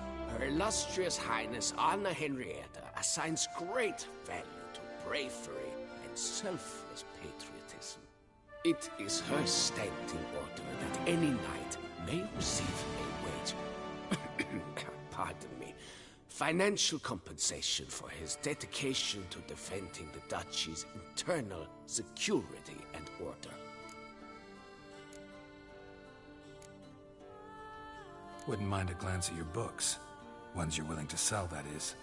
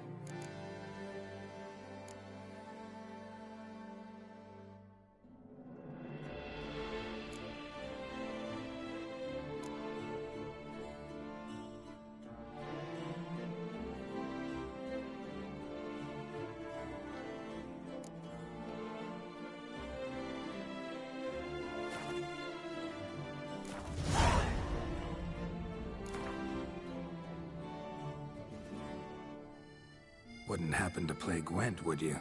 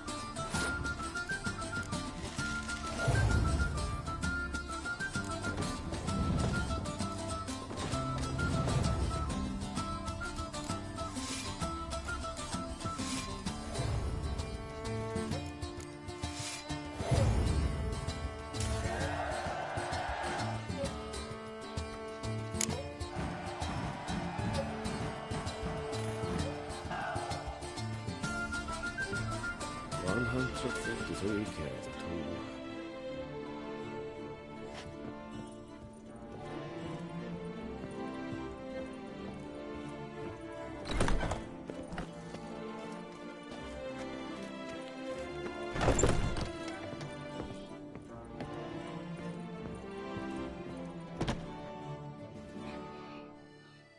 Greetings, knight.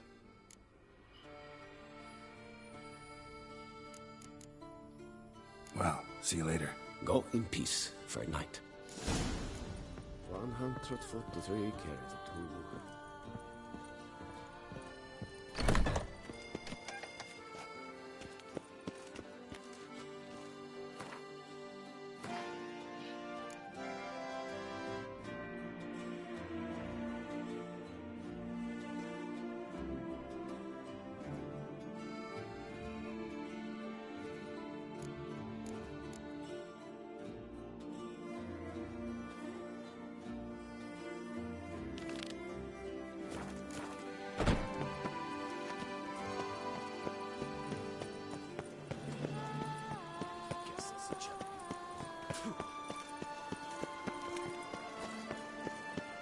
You are the famed Geralt of Rivia, are you not?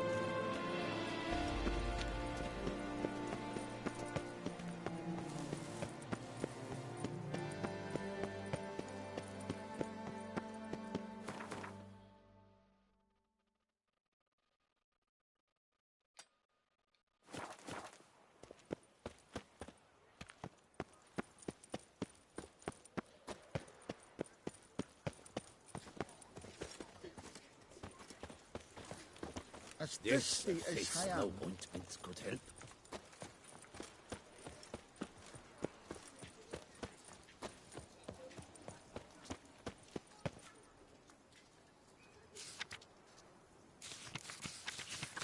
N7Sephy's. Might be worth looking into.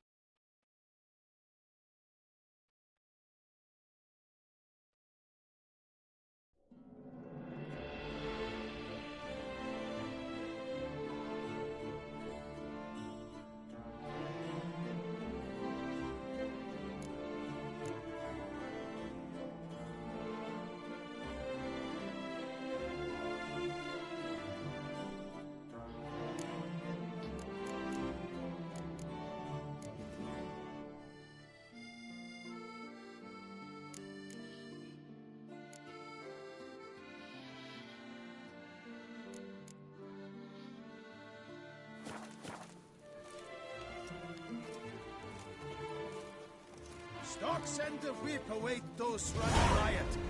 Our Nice culture tune. values peace and quiet.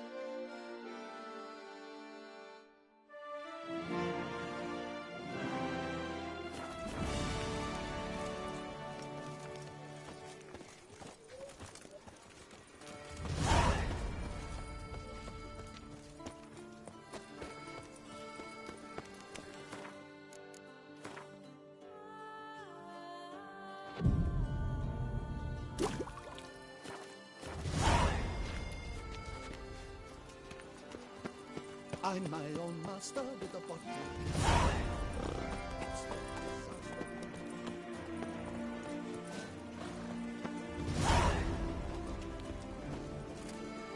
All is in order.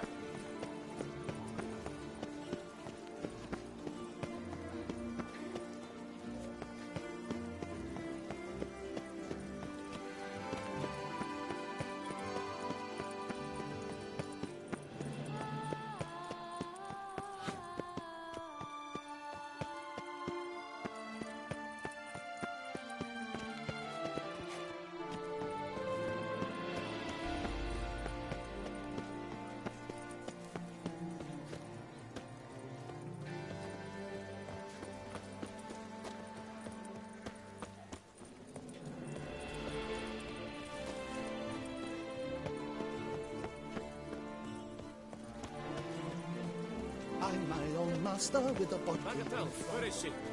She's not in her stall, not in the corral. His lordship wrote her into the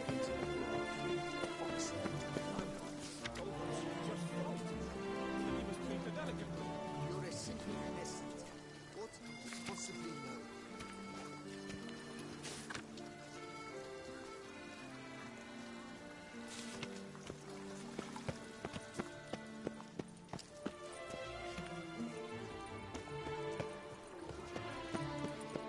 There are two ways about it.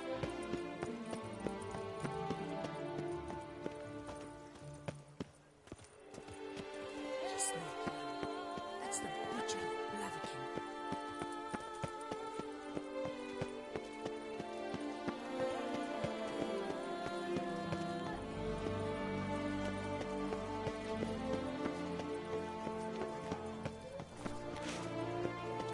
Disperse! The exhibition of the Reginald Dobry monument will remain closed until further notice. Closed? Why, we wrote an entire Banquet day to see it. and You're a cheat. Please disperse! The exhibition is closed!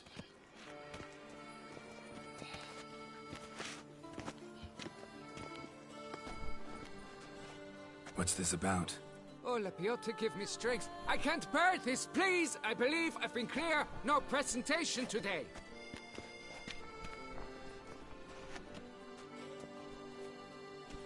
Oh, wait! Are you not that famous witcher, Geralt of Rivia? I believe I have work for you. Saw your notice. Mentioned a monument. The matter is a delicate one, but mind you, I pay well. Alas, I can say no more at this stage. Interested?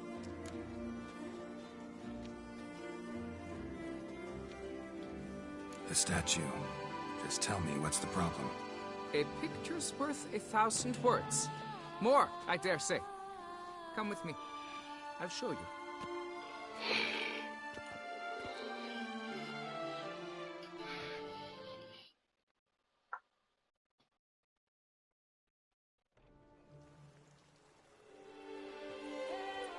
Here it is.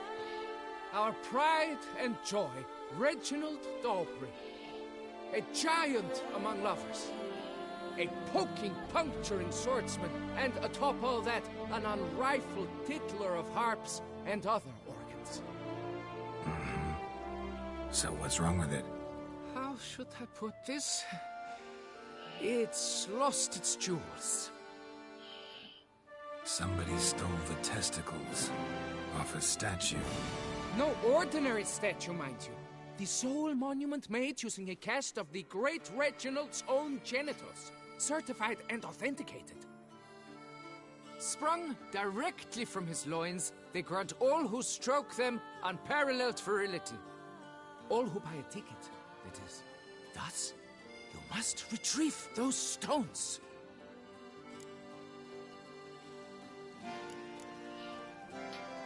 Got my attention. Now tell me about this Reginald, all you know. There's so much to tell. Legend has it he and the architect Pharamond planned and laid out Beauclair. Impressed already. In particular, Reginald took great pains to devise escape routes for lovers caught with their pants down. Literally and metaphorically. He later made frequent use of them himself. Not out of fear, mind you, but to avoid having to kill his rivals in duels.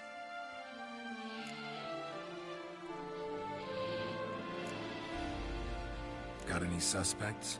Considering the vast potency of Reginald's prized pouch, everyone's a suspect. Who would not want it for himself? Any idea when the theft took place? It must have been mere hours ago. I guided the last group through the exposition quite recently. Stones were very much in place. Need to look around. Might find a clue or two. Do what you must, as long as you return grasping Reginald's stones. Without them, Beauclair's entire tourist sector faces trying times. Trying times. Don't worry, Reginald, don't worry. You shall be whole again soon. Saw marks are straight and clean. Precision castration, I'd call this. It will all... Don't worry, Reginald, don't worry. You shall be whole again soon. Piece of coat fabric caught on the nail. Heavy on cologne. Smell it'll lead me to the thief.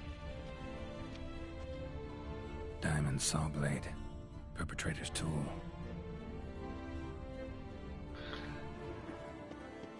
It will all work out. It...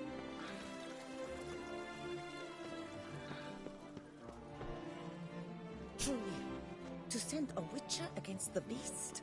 It's as if one sought to treat the clap with crabs. Your reputation precedes you, Geralt.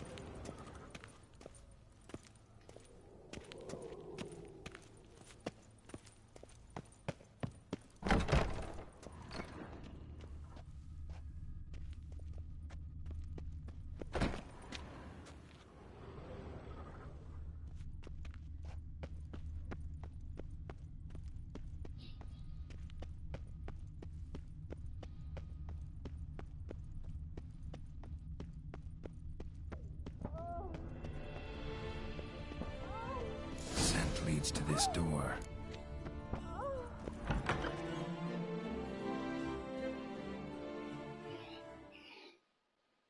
Oop.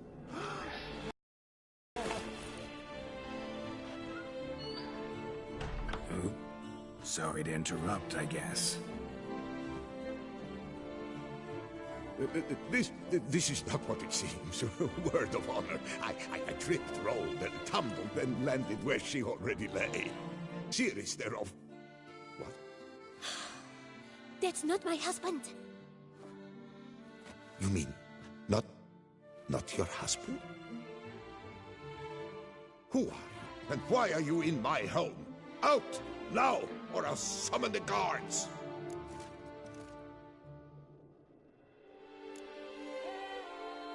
Calm down. Just here to talk. I believe we have nothing to talk about. Oh, we do. Just to kick things off, you're in great form for a man your age. I eat well, start the day with a glass of wine. That preserves a body wonderfully. Interesting. Might try it. Say, ever heard of Reginald Dobry, his statue? Everyone in the city's heard of it. Reginald's a paragon, a national hero.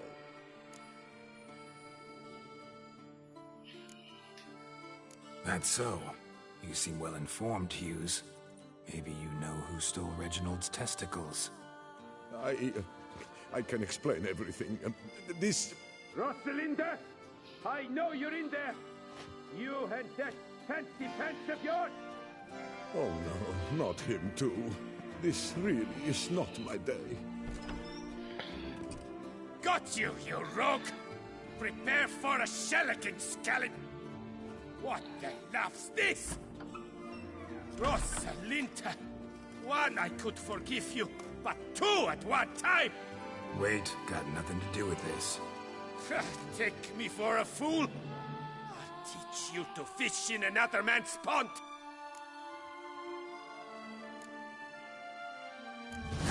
Got no time for this. Go home. Yes, that'll be best.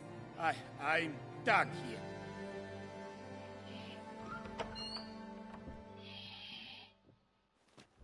I don't know you, but that would have gone horribly for me had you not intervened. I thank you for saving my skin.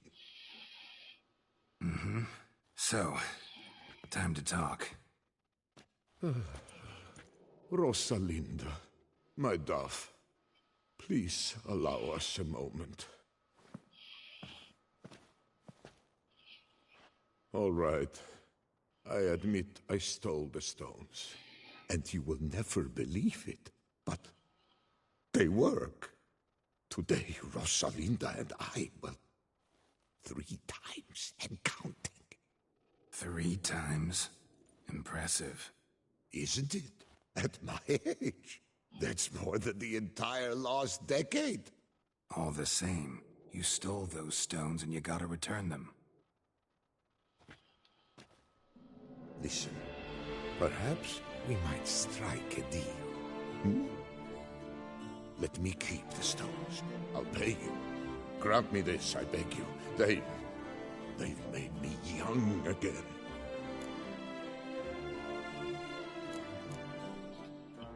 Perhaps I could lend them to you for 1 more day. What would you say to that? A day is 3 more romps at the least. You've a deal, sir.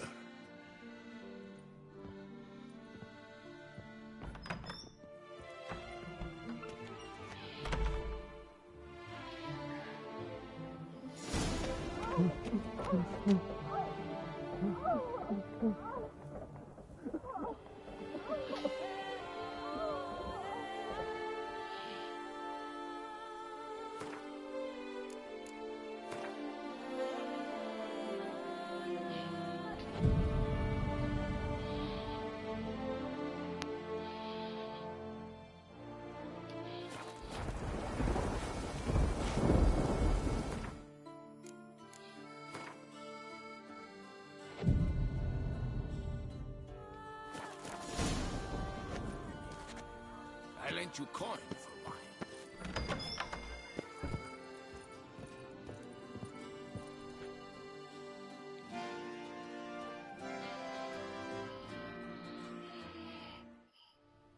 I'm back.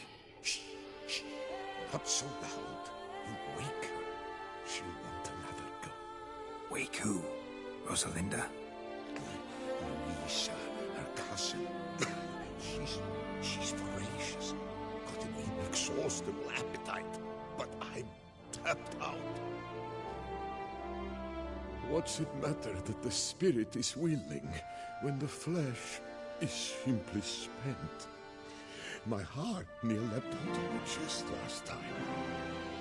Here, you must take the testes, and Lebioda grant you strength, as I dare say you will need it.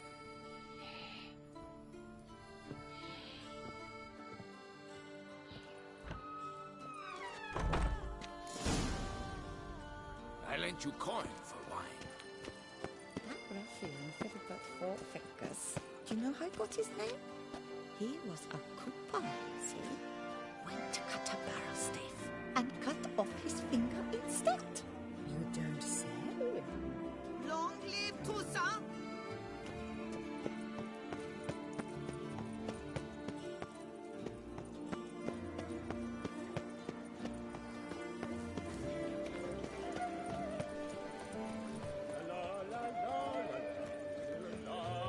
Summoning a witcher? Was it truly necessary? And our knights charm liver? N7Sephy's no ointment could help. Where are you skittering off to, Silver?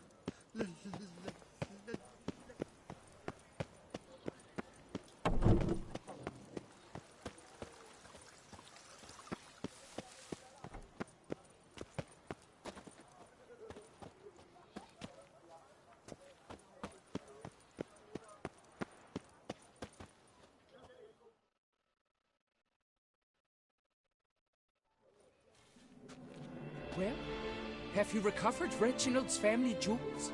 Yep, got them back. Lepioda's luscious lips, it's them! It's really them! I hope this modest reward nonetheless conveys the extent of my gratitude. And look in on us tomorrow for the grand reopening. You shall stroke Reginald at no charge on the house.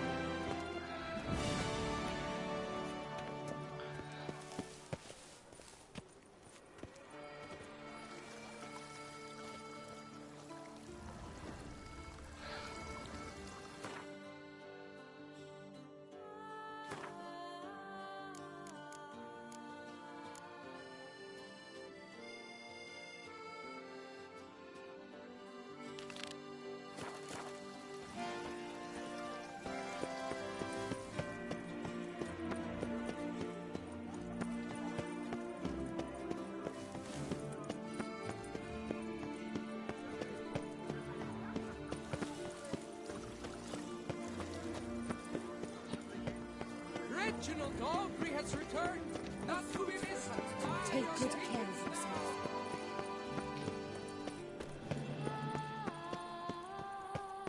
Prepare to witness one.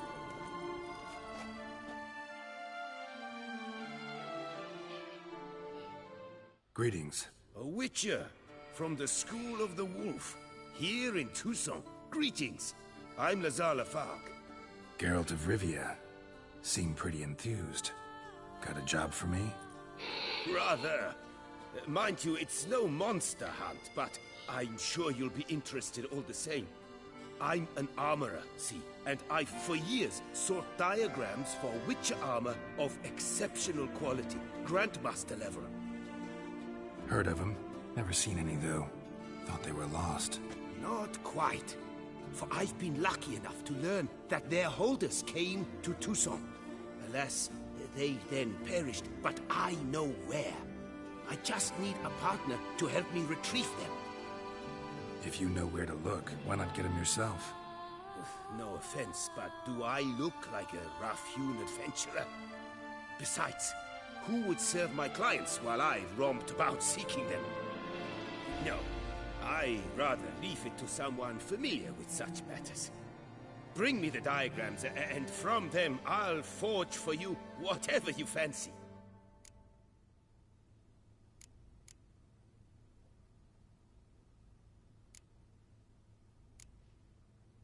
All these diagrams somehow wound up in Toussaint? How is that even possible? Toussaint was once home to Tiensail, a legendary and now deceased elfin master armorer.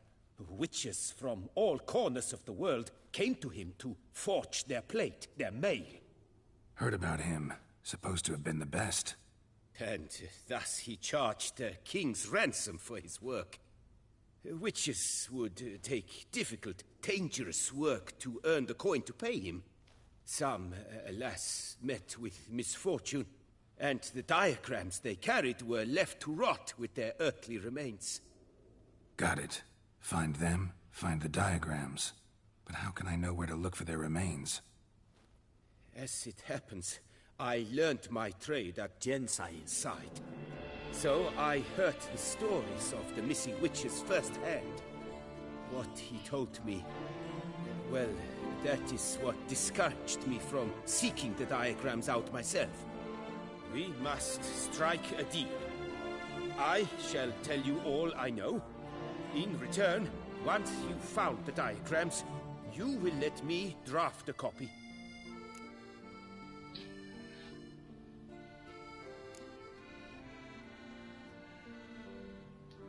This elven master, how'd he end up taking a human for an apprentice?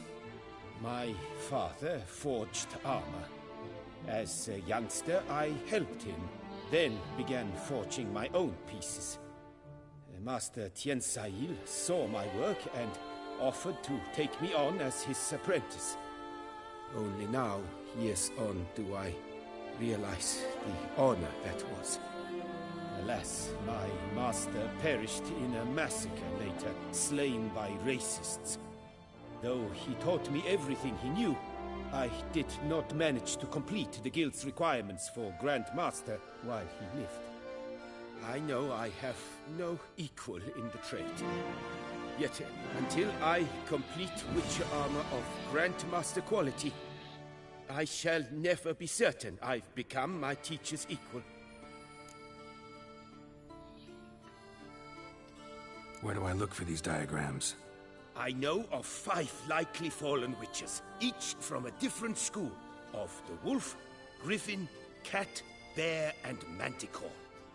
Which should I start with? School of the Manticore. Probably know the least about it, though once, long ago, wore some armor forged there. My master said the Manticores have their fortress in the Far East. A century past, one of their number came to him, a witcher named Merton.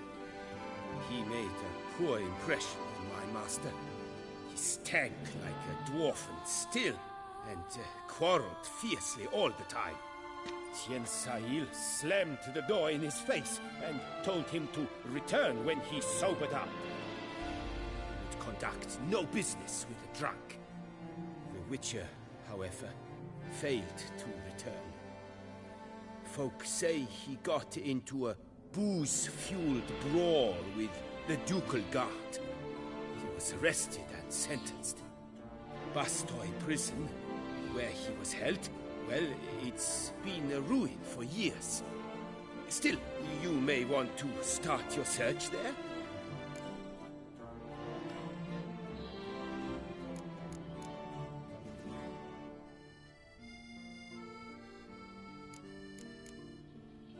Tell me about my brother, the wolf. His name was Aton. I remember him well. My master liked him, helped him find a safe, yet a well-paid contract. A few years ago, an archaeological expedition arrived in Toussaint from Castel Gropia. They questioned my master about the elfin ruins at Termes. He warned them of the danger there and recommended they take Aton as an escort. What kind of danger did he mean? Any idea? Legend claims wraiths haunt the chambers beneath Termes. I cannot say if there is any truth to this, but both the scholars and the Witcher disappeared without a trace. The Griffin. What can you tell me about him? He came some 200 years ago, but my master remembered him well. This Witcher was not stripped of emotions, you see, as his colleagues were.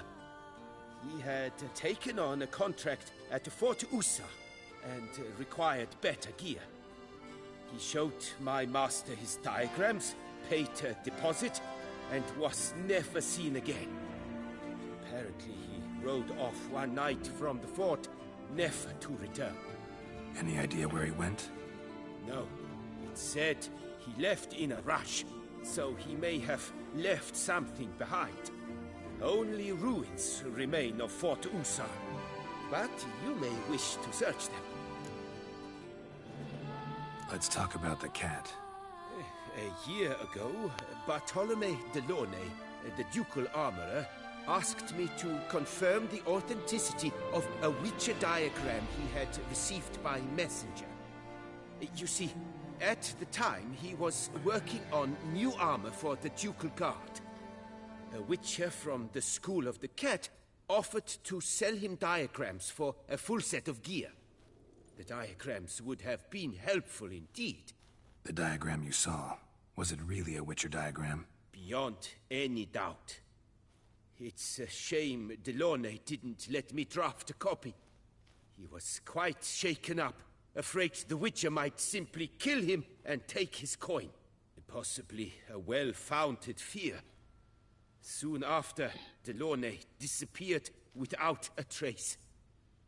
I would have searched his former home for clues, but it has fallen into disrepair, and it is simply too dangerous there.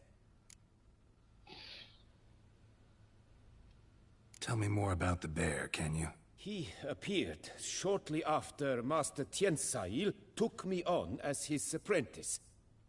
I remember the bear-head medallion that hung from his neck. I remember a towering witcher who haggled like a fishwife. Witchers never have too much coin. True. This one clearly was not wealthy.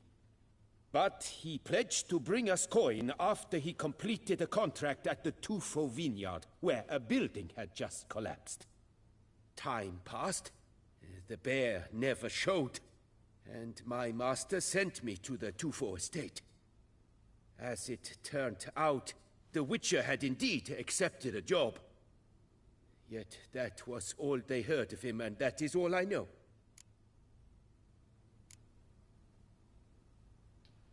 What do you have on offer?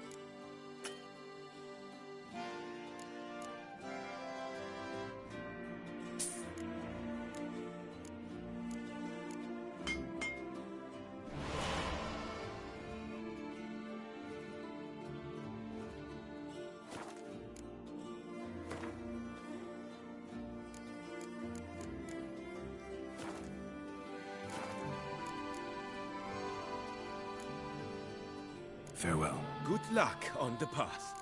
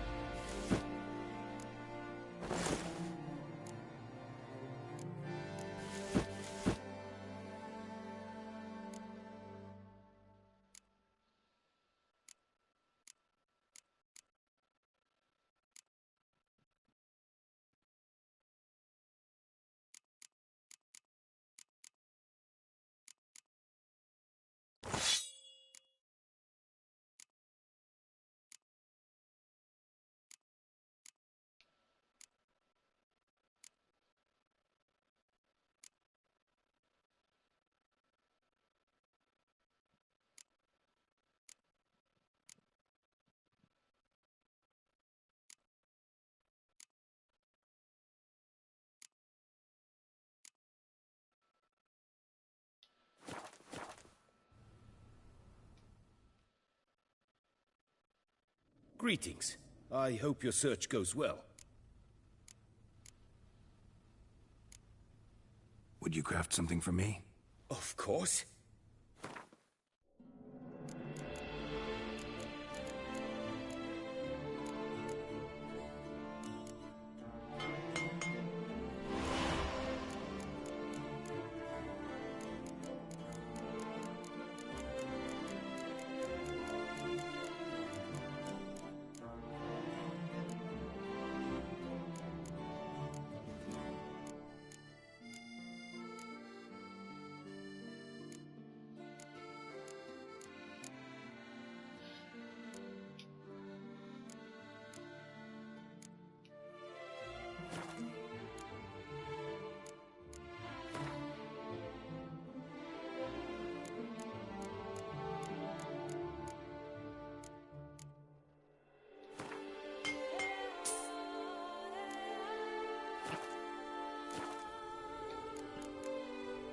Farewell. Good luck on the path.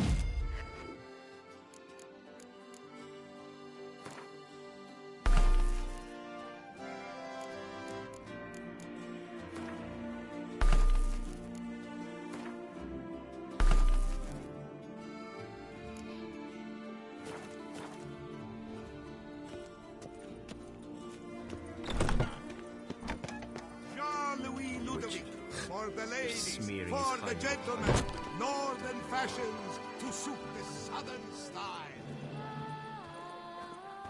What a specimen. Scared the fright out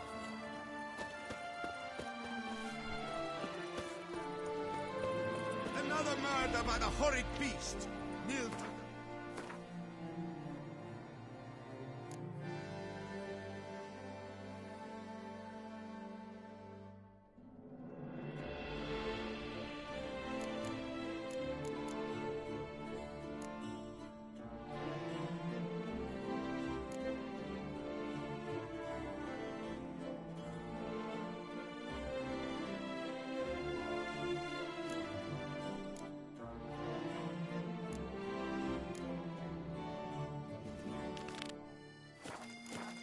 Falls victim to his own cowardice. The beast of Beauclair has struck again. Citizens, beware of the beast.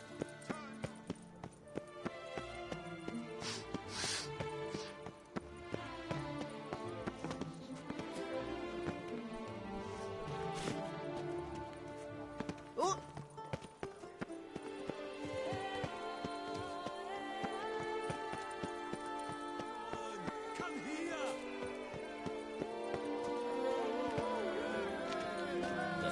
A man of action, a man of valor. Shall you still waters? Shall you? Shall you?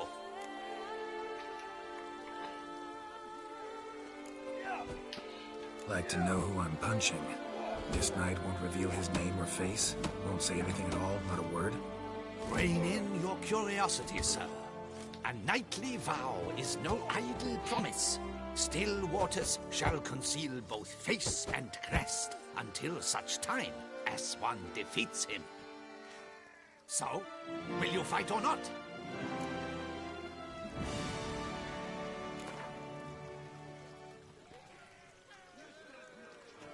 I challenge you to a duel.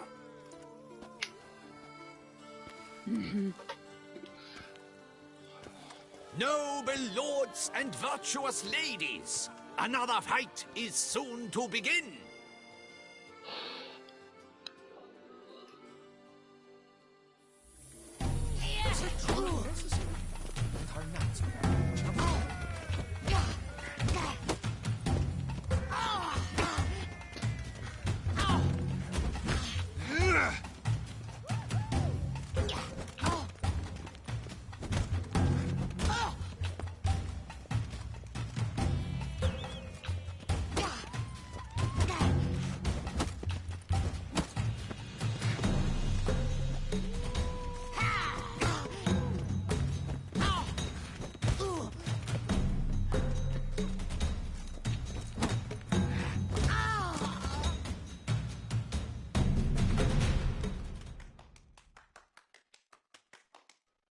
Ladies and gentlemen, the Witcher defeats the previously invincible Still Waters.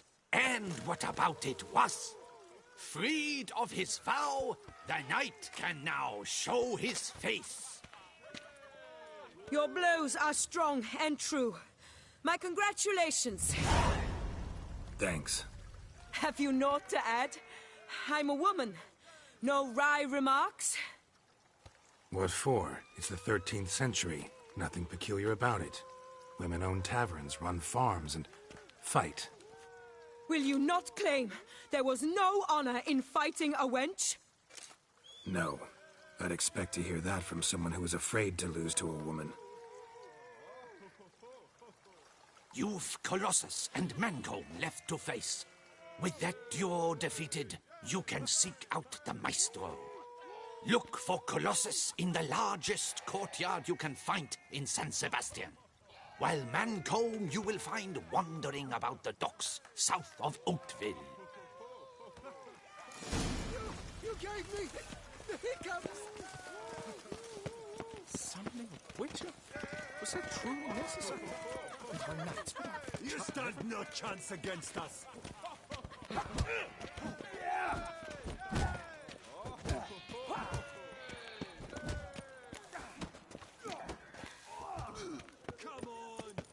Night, love, and wine counsel no half-hearted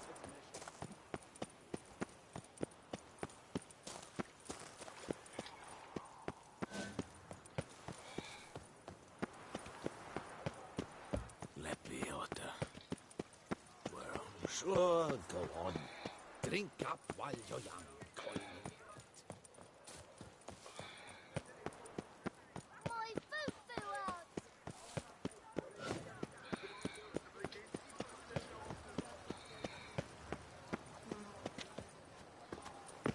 He's no here.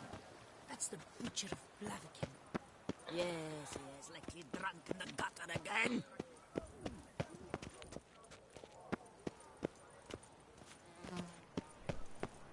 Scour all the fairs, you'll find no better wares. Cursed are the greedy, for fire shall devour them. Who the... Hey, Master Witcher, will you face Colossus? Don't say those of your guild patter under a sponge. He's as... Oh, now you look to be a man in search of exertion. Hey, Whitelocks, will you dare to fight Colossus?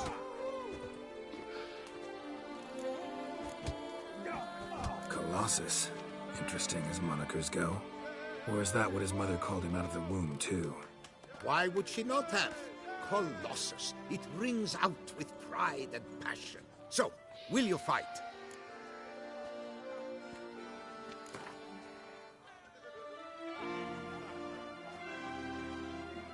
Fine. Let's fight. Ah, boring. I'm not interested. Quick I am. Too quick for you. It'll be knick-knack, paddywhack. Here's your arm bone. Where's the sport in it? Don't want to fight? Why bother looking for challengers then? Wasting my time. Whoa, a bit testy are we? A Witcher, right? Let's do it like this. You parry 3 blows I throw your way, you win. But you can't swing at me, not once. Just deflect my blows, got it?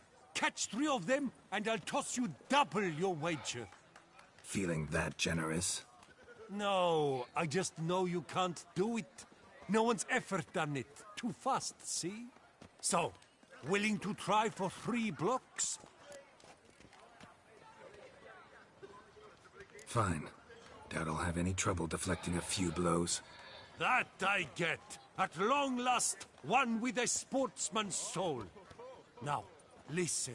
The rules say you're not to start your parry until I've cocked my fist. Standing with your guard-ups, not allowed. Ladies and gentlemen, witness a most peculiar fight. How shall I say this? The Witcher has accepted a colossal challenge.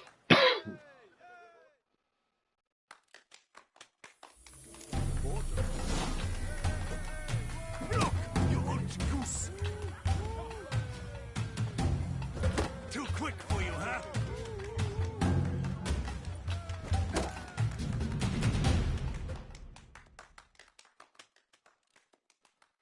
Incredible! The Witcher has parried Colossus's blows. No one's ever managed that feat. Here's your due. Thanks. Only Mancomb now stands between you and your duel with the Maestro. Look for him by the docks south of Hauteville. Vamos lá pro próximo combate.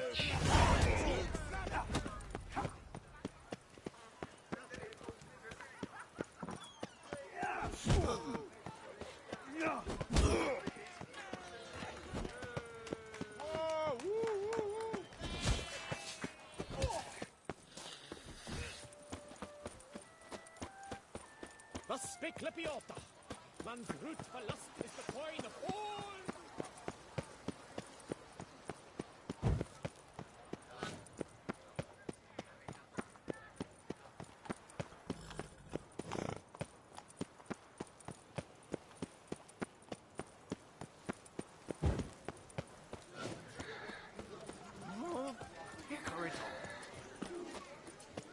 Est flows in the veins of Toussaint.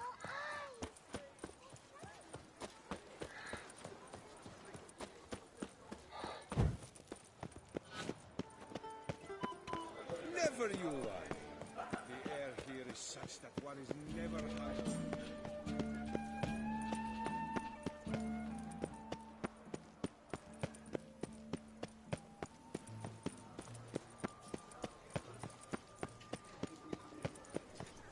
Night, laugh, and wine counsel no half-hearted measures.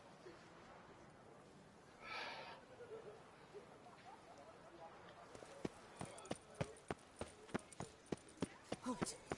I say, is that Geralt? Geralt of Rivia? Sir!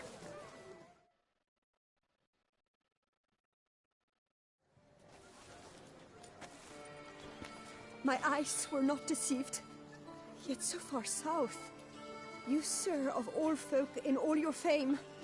Mm-hmm. Me. South in all my fame. Oh, I've heard so much. Why, when Master Dandelion tarried in Beauclair, not a day passed without him baying out a ballad in admiration of your deeds. Yeah, unwelcome little habit of his. But, what can I do for you? You see, my betrothed, Francois Le Goff, vowed in my honor to bring me the head of the horrid beast they call Gratore. Couldn't have gotten you a bouquet, some sweets in a bag?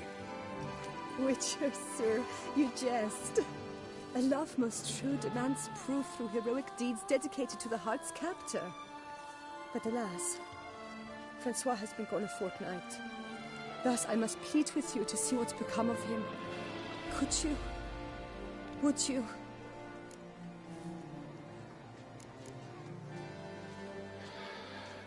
This Gratore.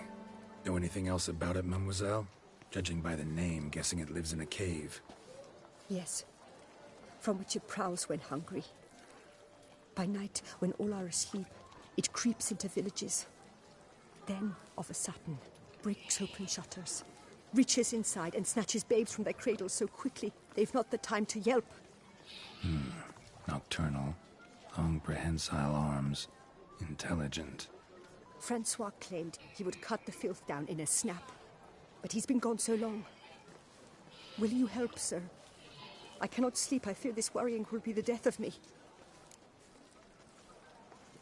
do my damnedest to get your fiancé back safe and sound.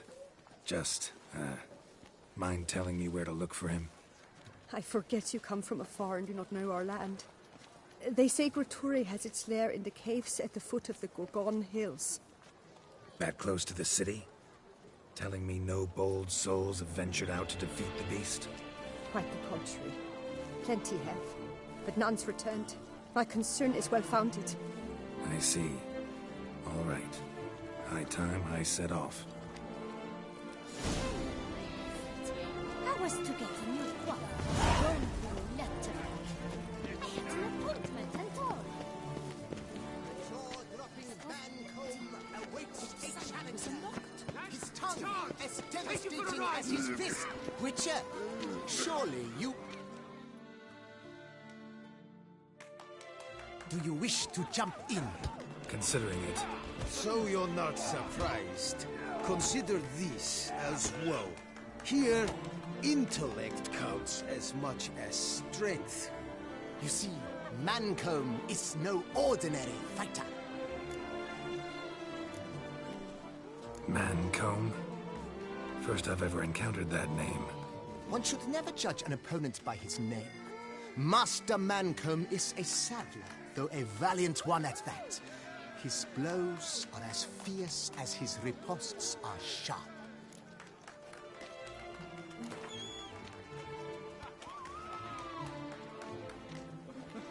Fine, let's start. Oh, my knees quake like a carnival rattle. Let's get on with this ridiculous battle. I'm a top taunter, the best around, not one to be beaten by some inbred hound.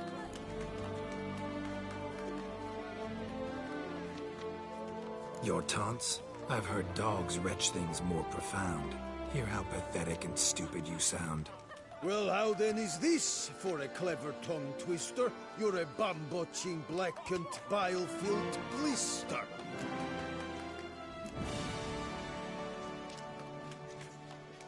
Think you're confused. That sounds more like your sister. I'm immune to disease, but even I'd die if I kissed her. You aren't worthy to empty my sister's bedpan. You mange-ridden mutant, not even a man.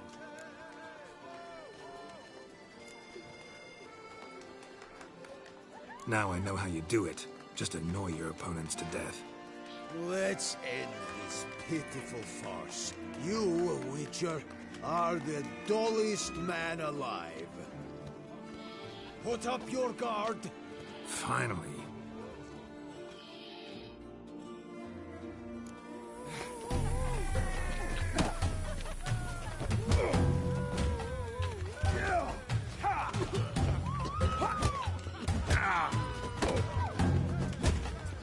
Not too late to surrender.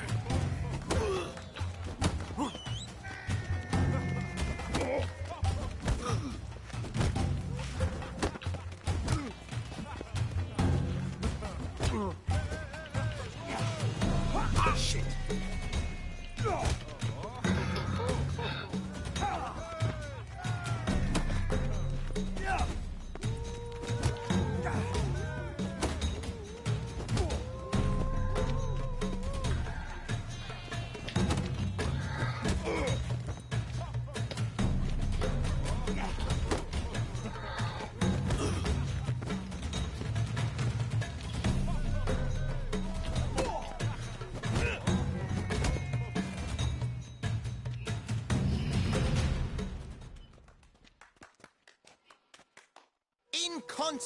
Unprecedented contest.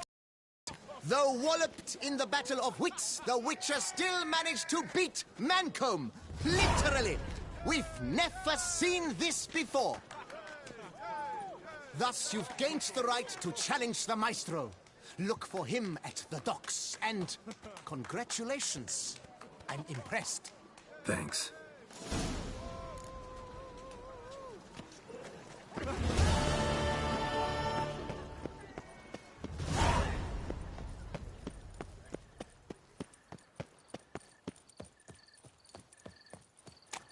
Here in Beauclair, all's right and fair.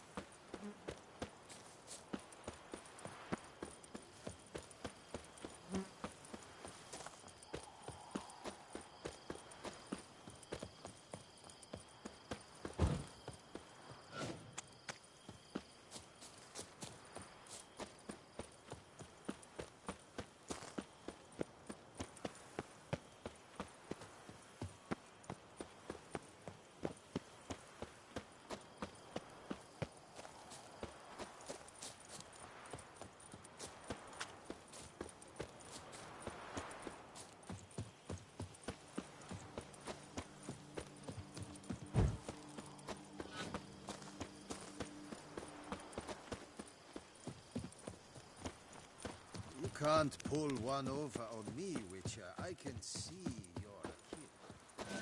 You're all leaky-poofs, a whole lot.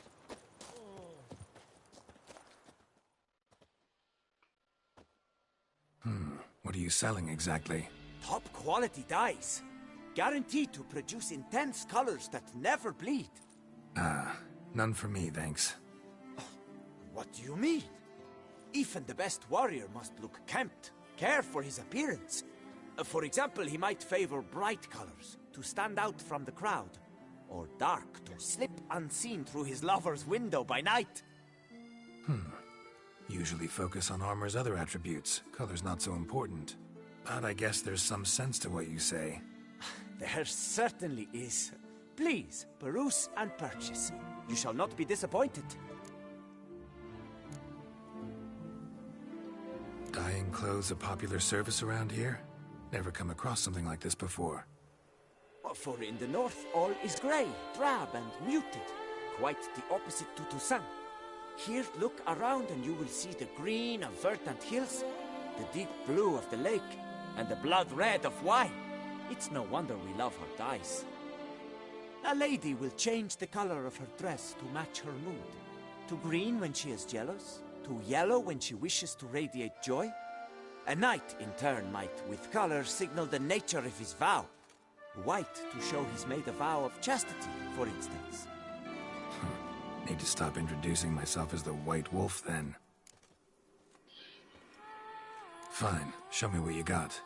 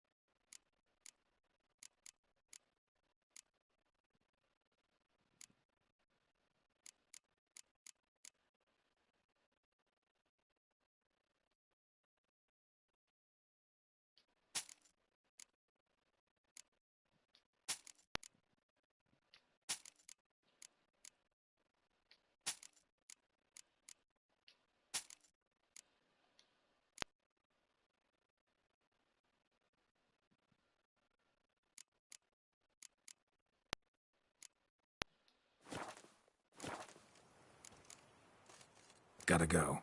So long. Were the good prophet Lebioda lively and spry, from me he would everything buy.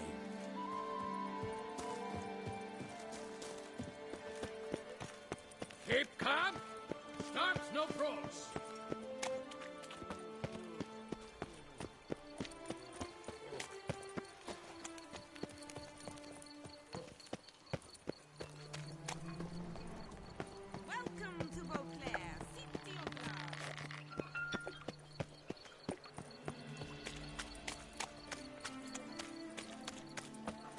The covetous shall be cast into the all-consuming fire.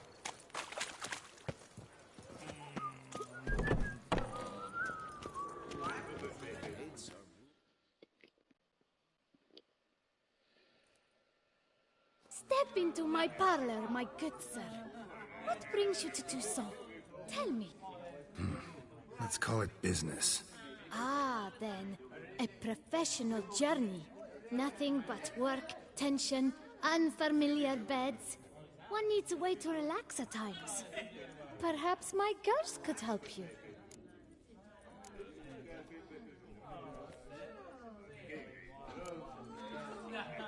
Cozy place you got.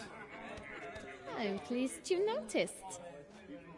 You see, when I had set aside enough to found my own establishment, I wished it to be not a bawdy house, but a bawdy home. A place where patrons would not simply come, drop their hose, then flee as soon as the girl rolled over. Here, the sheets do not reek of sweat, The beds have no bed bugs, and the wine is not watered down. It is a place where one longs to linger, to chat sprawled in a comfortable chair, to light a pipe. All after paying a modest fee, of course. Want to let loose, enjoy myself. Of course. Talk to the girls. I'm certain they will do all in their power.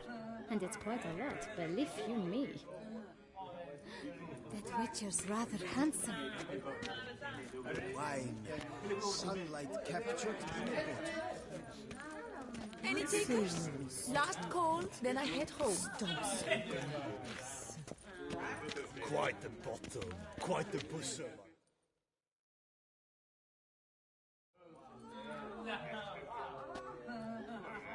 Oh boy, another one.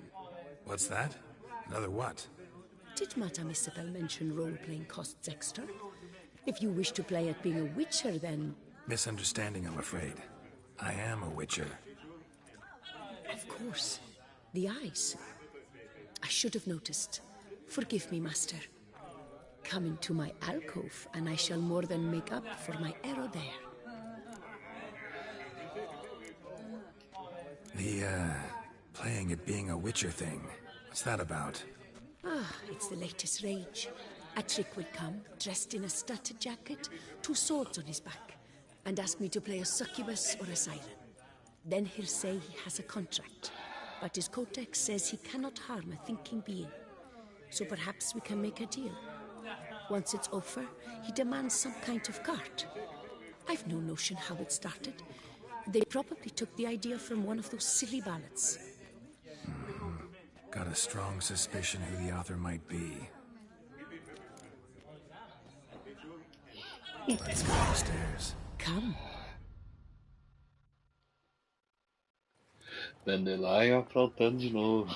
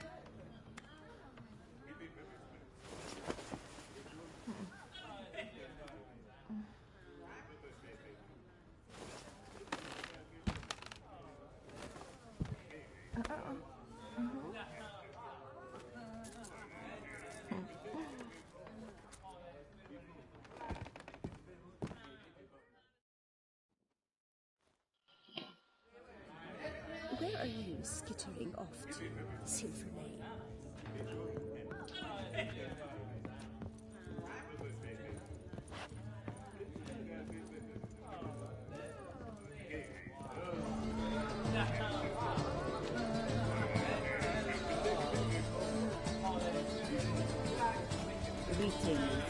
Greetings. Tell me, The most fun you can have with your clothes on.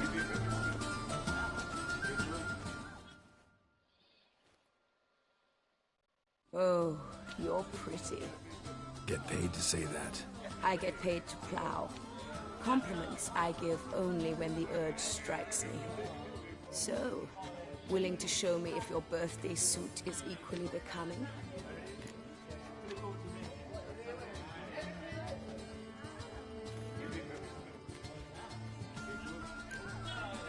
Don't beat around the bush, do you?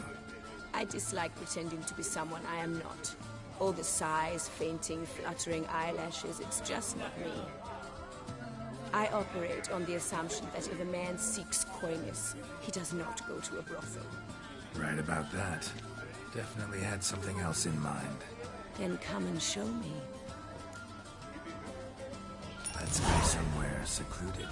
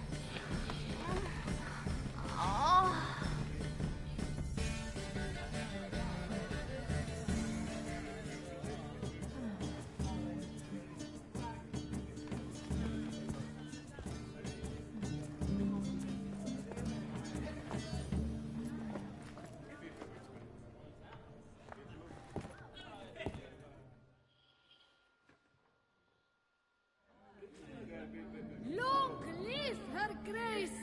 3 cheers for Toussaint! I can see you smirking me with your eyes, white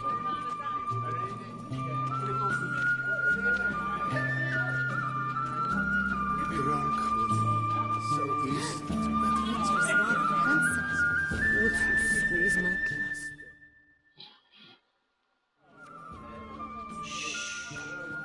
You needn't apologize.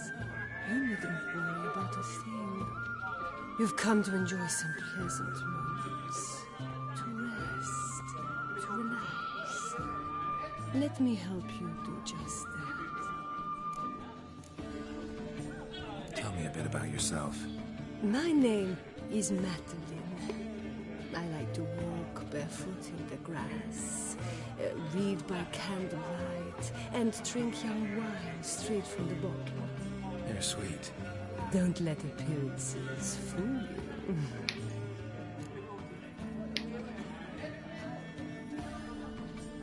Take me to your room. With pleasure.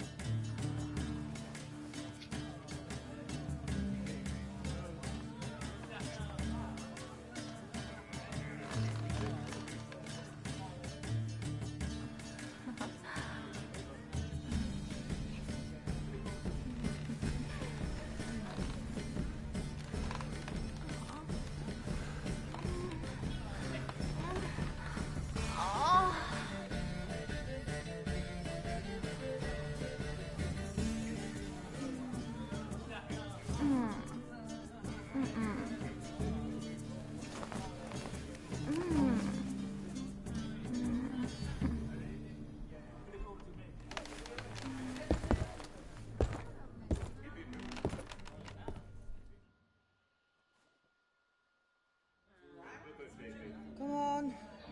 Who's next?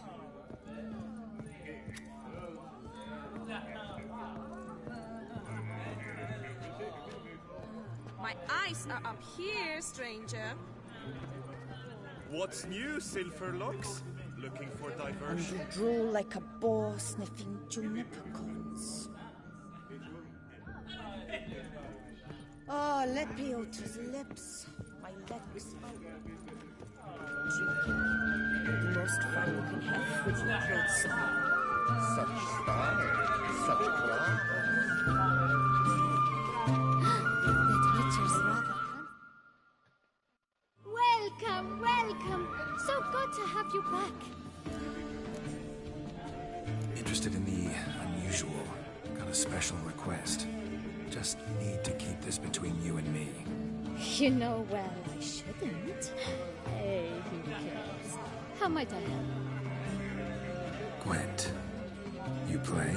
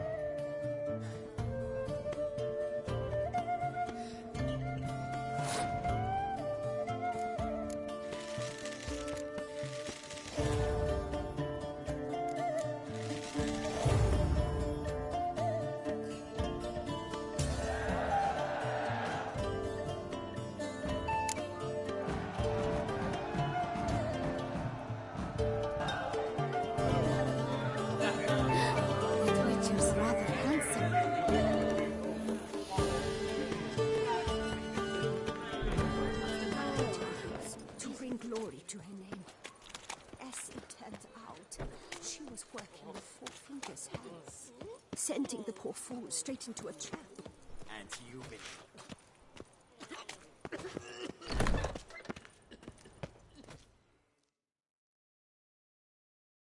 Sausages, hams, pâtés! Fine. Show me what you got.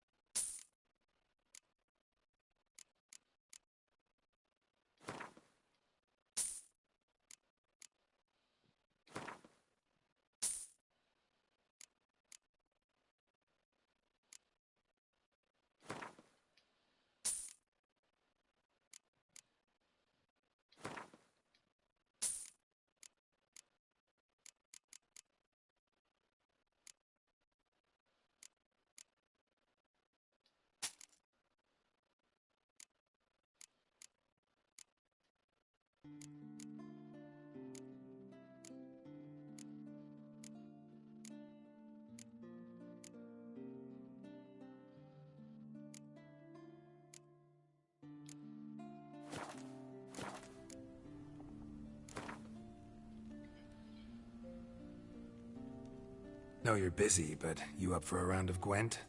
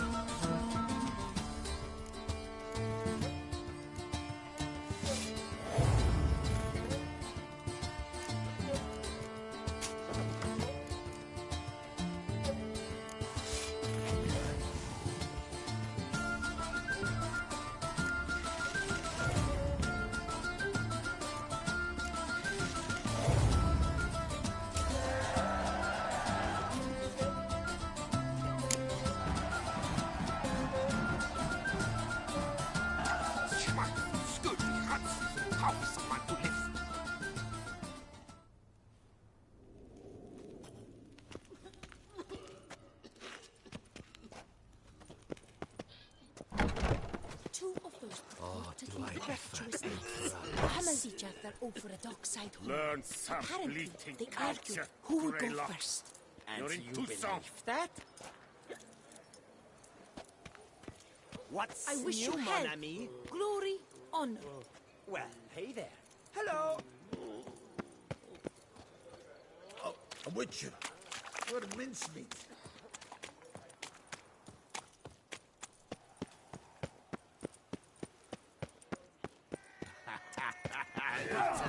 I'm here with Sniffer Snap. Where am I? This where I find the boxer they call the Maestro? Maestro, champ, the undefeated. Folk call him many things. You are the Witcher who dropped the 3 lesser champions? I am. Come to fight the Maestro, but seems to me he's indisposed. Alcohol is the Maestro's remedy for his crippling shyness. He's a delicate man, you see. He'd never so much as hit a pillow while sober. Fighting sober's like dancing to silence.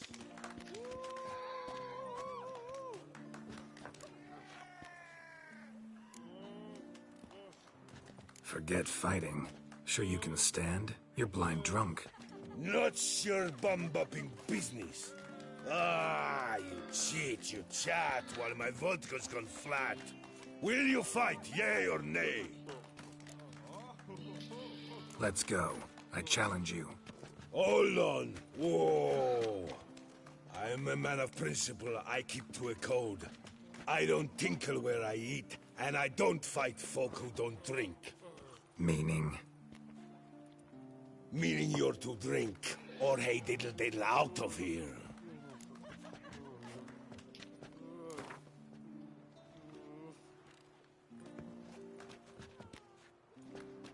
Sheesh. Fine. Mesdames, messieurs, the Maestro will perform at last.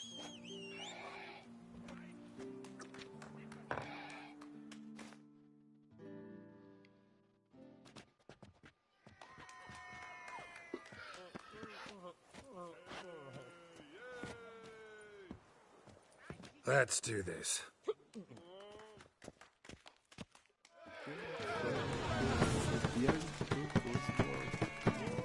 When I chop your big bum.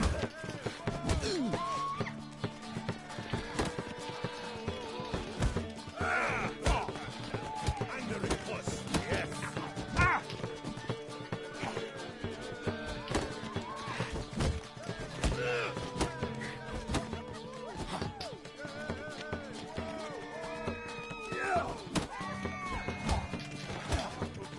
When I chop your big bumbo. Oh.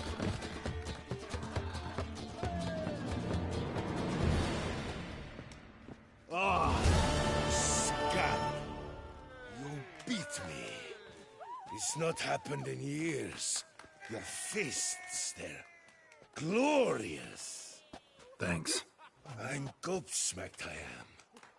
I have to drink it off. Oof, good fight. To speak true, I'm pleased you stripped me of the title. I shall have more time to pursue my chief interest now. Witcher Geralt of Rivia is hereby crowned Fisticuffs champion of Beauclair. Bravo! Behold your trophy. A life without liquor's like loving without licking.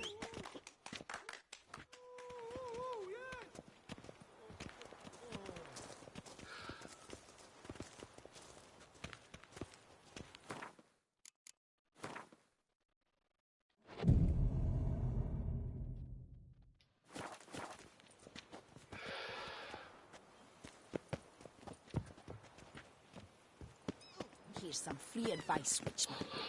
If you've no reason to live, live to spite others.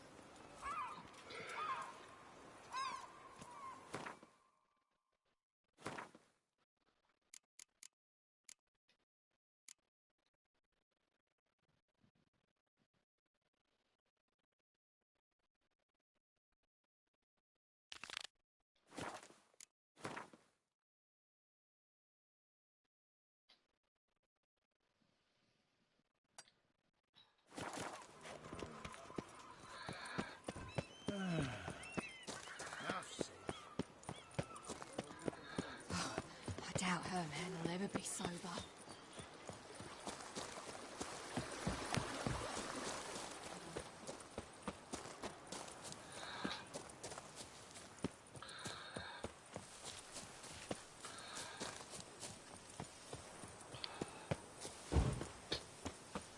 Your bones are aching again.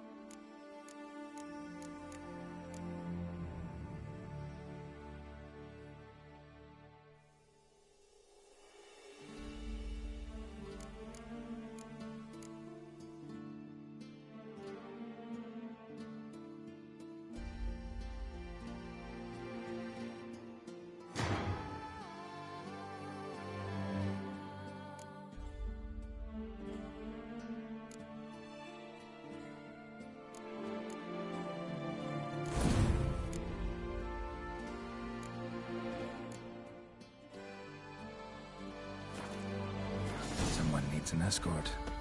Not something I do often, but might be worth investigating.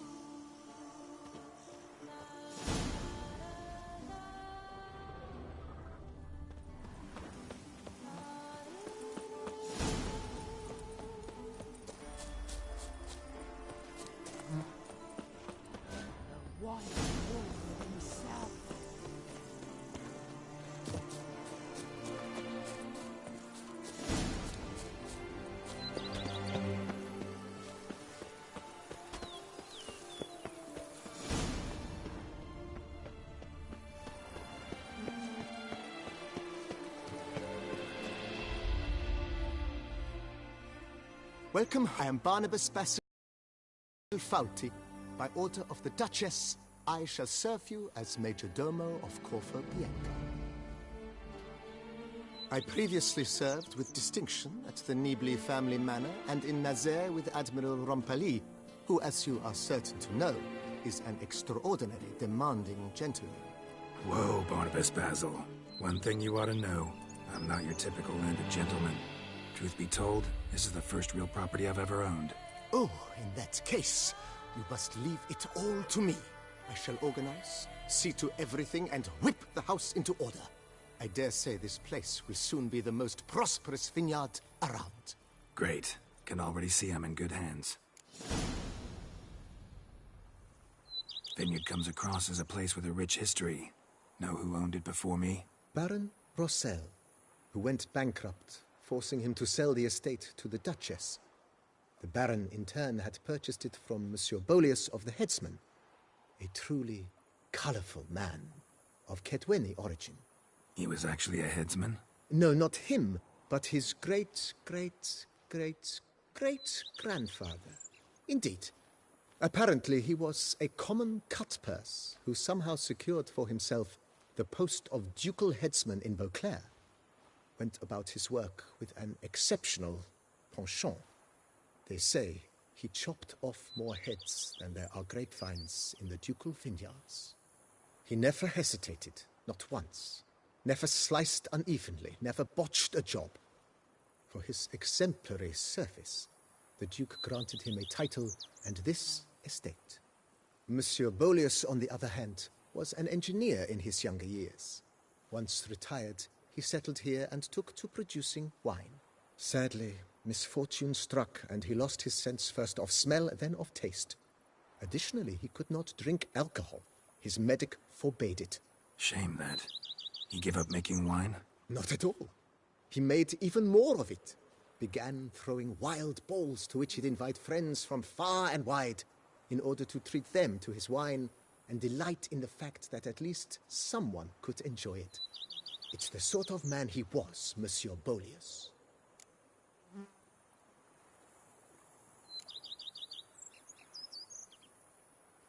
Mind giving me a little tour de Corvo Bianco? Not in the least. Follow me, please. I think it would be practical to begin on the hill.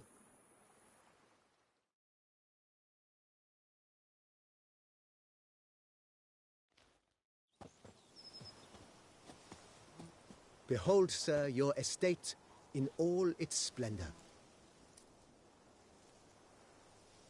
Pretty vast. Indeed. And now, sir, allow me to show you a handful of interesting details. Follow me, please. Been a major domo all your life? Yes, I come from a long line of major domos. My father was a major domo, as was my grandfather before him, as was my great-aunt. In fact, she was the one to start the tradition. Great-aunt? A hard woman.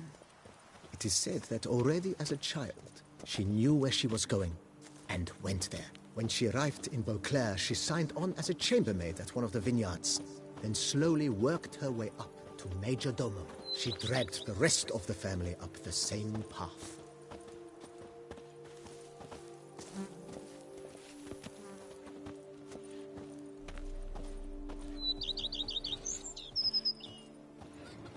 The servants' quarters. I occupy the green home. With the Duchess's permission, I have hired a full staff. Their salaries to be paid from the ducal treasury. Nice of her. Not the most sightly part of the estate, I admit. But I think it's worthwhile for you as master of the domain to know where the help stays.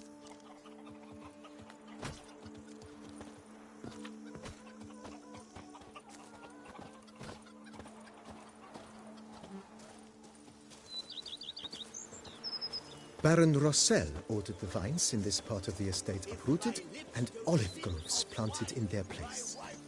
They look beautiful, especially come spring. Don't look at all bad now, either.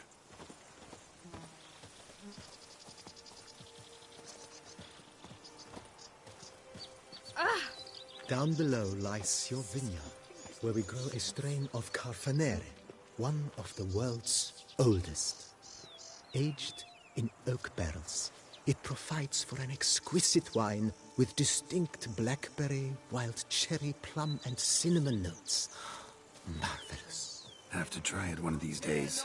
Down some red is a man whose wives like to thump his head. It's Nice well. Picturesque. Yes, though it ran dry long ago. During the raucous feasts Master Bolius held, he would order it filled with wine. There's a tale about a guest attending a Bolius ball for the first time and thus unaware of the custom. He had suffered great heartbreak and had decided to end his life by jumping into the well. The festivities were coming to a close, and the well was nearly empty when the suicidal guest finally jumped. Instead of killing himself, he merely broke his legs. To numb the pain, he drank the wine. Drank himself to death? Not at all. When found the next day, he had concluded he'd witnessed twin miracles. The water had been changed into wine, and he had survived. He retired to a monastery in the Dragon Mountains and began preaching the wisdoms of Lebioda.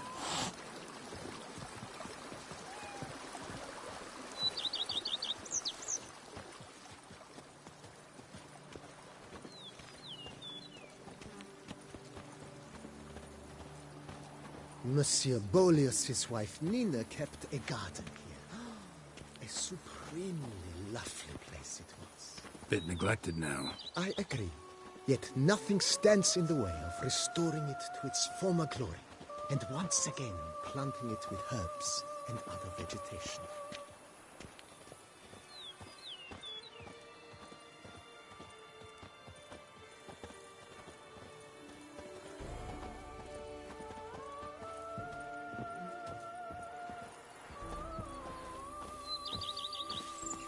Madame Nina planted diminutive, delicate flowers and herbs here. One might say their aroma still hangs in the air. You're quite the romantic, Barnabas Basil.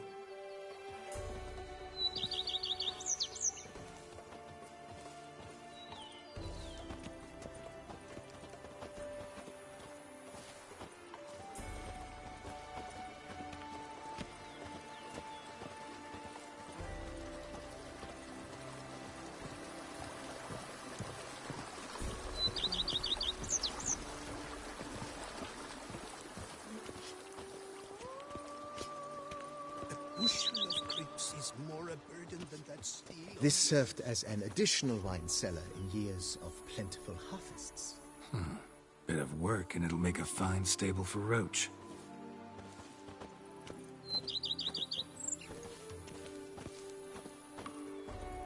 The days pass. The pile of work remains the same. The cellars, voila. During Monsieur Bolis's time, wine was kept here, but Baron Rossel used it to store olive oil as well.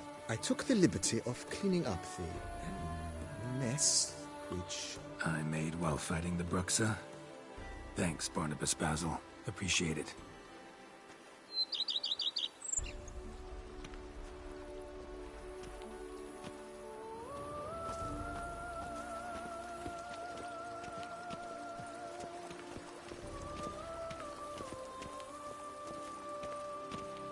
As you can see, the facade is, to put it, slightly stained.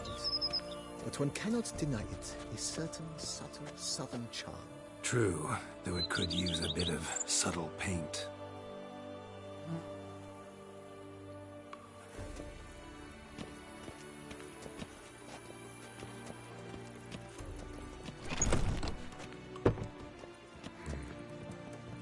and welcome inside.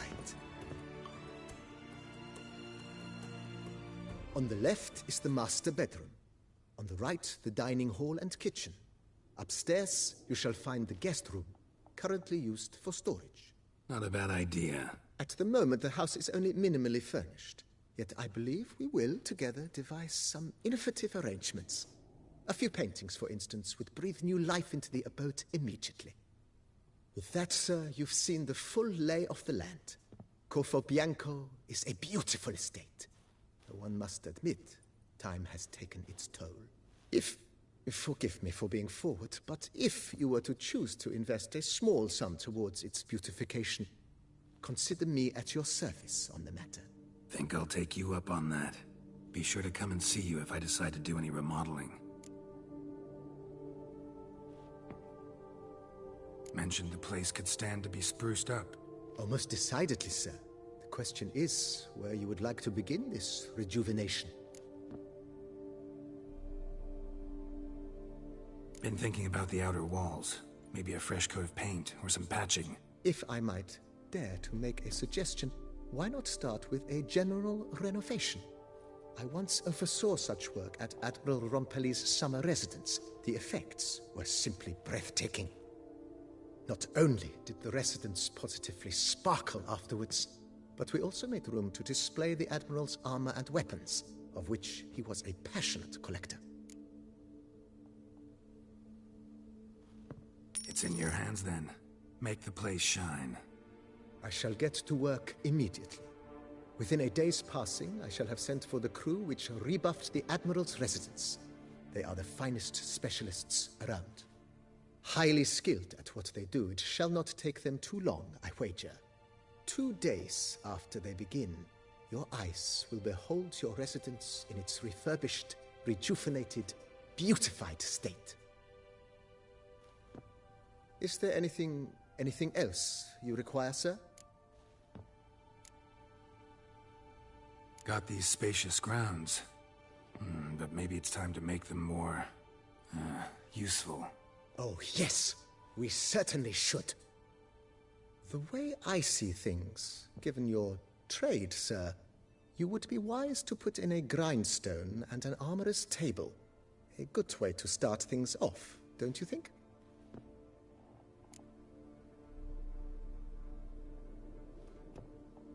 My armor needs work from time to time. You know, oil this, reinforce that. Could use a decent work table where I could do all that. Admiral Rompelli once hired a specialist who made the finest armorer's tables this side of the Yaruga. I will contact him at once. Good. Order me up a table like that. Immediately, sir. I expect it will take at most 1 day to arrive. Will you be needing anything else, sir? In my trade, my blades get dull pretty quick. Could use a grindstone, professional grade. Of course. No one would consider that an unnecessary extravagance, I would wager. Then send out for one, please. A high-quality stone to be set up in the yard. Of course. I shall send a runner to town at once. I believe you shall be grinding to your heart's content by tomorrow. Will you be needing anything else, sir?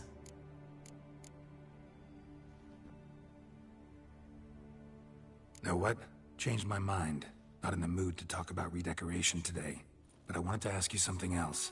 I shall be glad to answer your every question, sir. Starting to really like this place.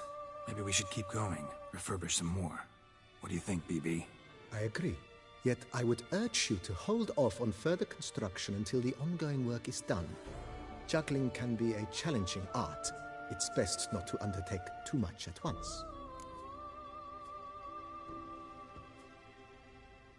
Starting to really like this place. Maybe we should keep going, refurbish some more. What do you think, BB?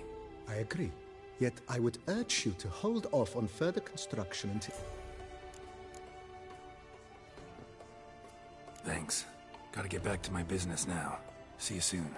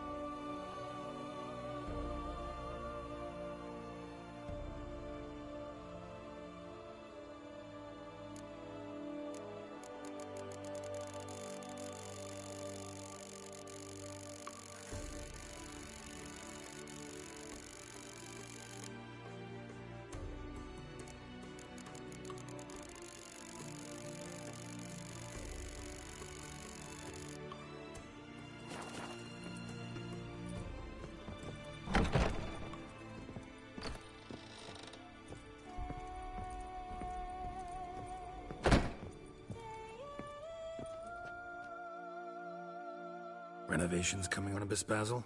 Superbly, sir. General refurbishment has been completed, and I took the liberty of adding 2 racks, each upon which you might hang weapons and armor, if you've some pieces you'd like to display. Likewise, I have prepared a few spots in which new paintings might be hung. In other news, the laborers dusting out the cellar have made a most unusual discovery. I believe it's something you'll wish to see. If you say I should see it, I'll go see it right now, BB.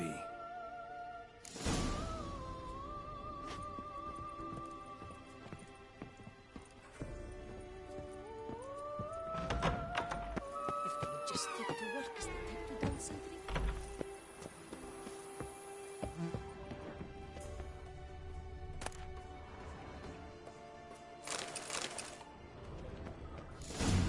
Strange. Something behind this wall, I think.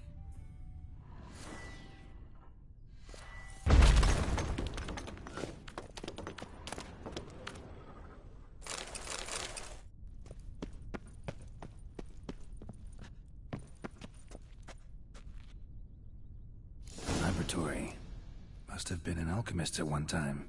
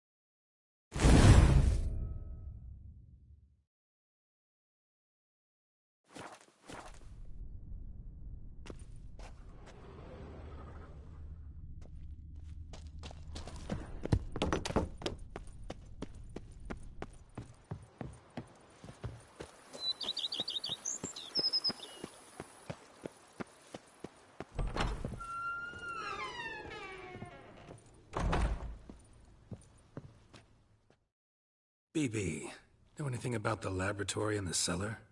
One of the previous owners take an interest in alchemy? A laboratory? Alchemy?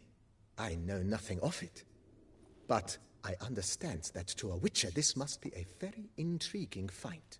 It is. It was walled up. Equipment's pretty ancient too, so it must have belonged to someone who lived at Corvo Bianco before you started working here. Whoever it was sure knew their stuff, though. Got dragonglass vials and flasks, stills, sublimators, vengerometers. Forgive me, sir, but I fear I don't follow. Just saying, it's top-notch equipment. True masterpieces of craftsmanship for use in alchemy. Brewing a concoction with this stuff versus doing it over an open fire? Well, there's no comparison. Then I am all the more delighted you discovered it, sir. Starting to really like this place. Maybe we should keep going, refurbish some more. What do you think, BB? As you wish, sir. Shall we see to the house or the grounds this time?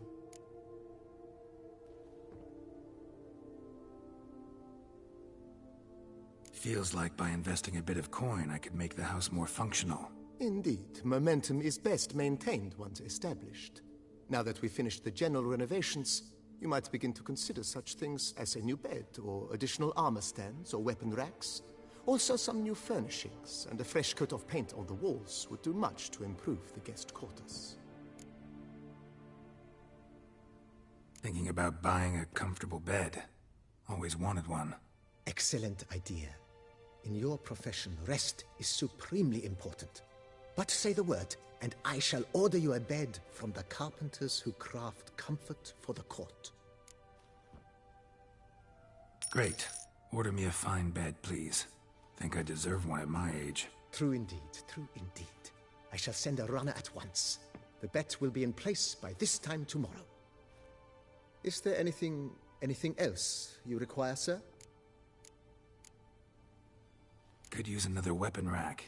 Got some interesting pieces I'd like to display. I know of a carpentry shop in town which crafts the humblest lumber into true masterpieces. You need but give the word. Fine. Order the racks. Of course, at once. At most 1 day for them to arrive, is my estimation. Is there anything else you require, sir? Along the path, I've often picked up well-crafted, beautifully ornamented armor. Some of those pieces would look great on display here. I agree. It would lend the place a certain witch's air. Shall I order new stands at once, sir? Yes. Just please make sure they're solidly made and nicely finished. It goes without saying, sir.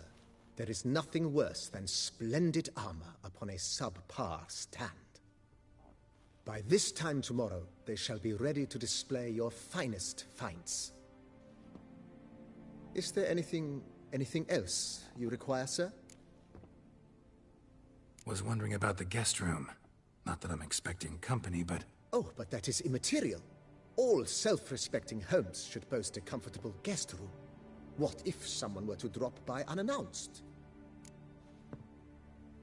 Yeah, sooner we start on that, the better. I can tell a man of action immediately. I'll see to it myself. The room shall be ready in 2 days, in my opinion. Is there anything else you require, sir?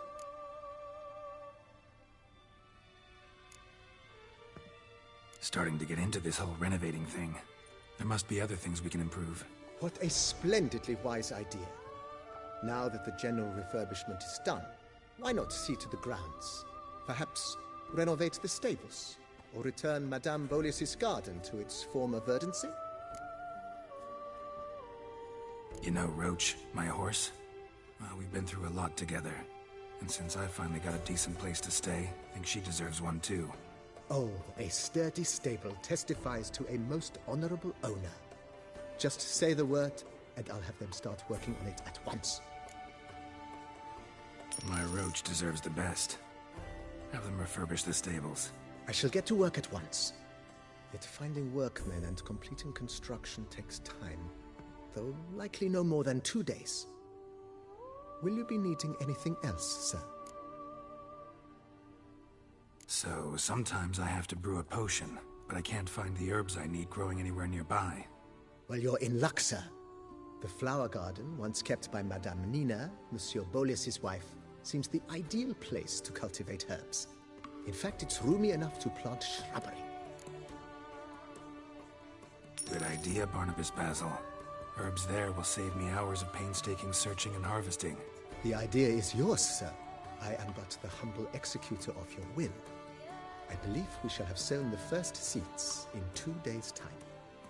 Will you be needing anything else, sir?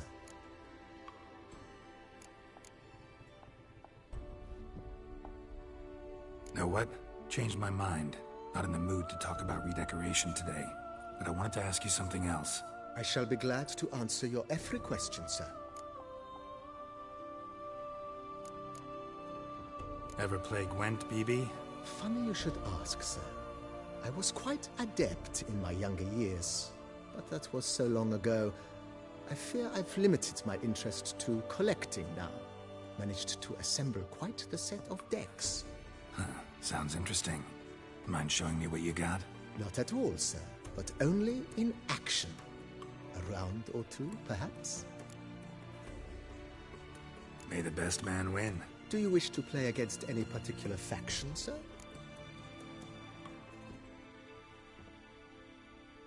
Play as the Northern Realms, will you? As you wish. Would you prefer I use my strongest deck or a weaker one?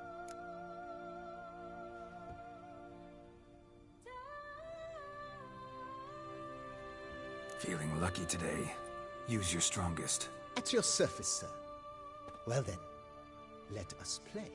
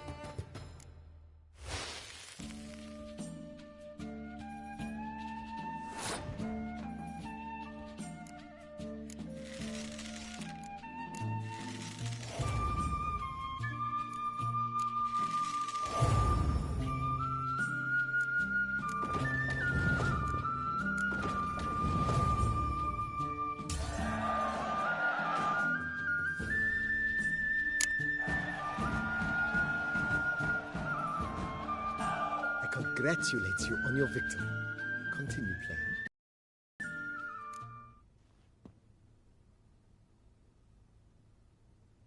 May the best man win. Do you wish to play against any particular faction, sir?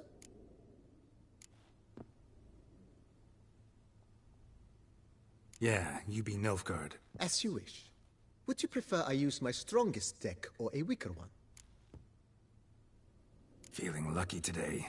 Use your strongest. At your service, sir. Well then, let us play.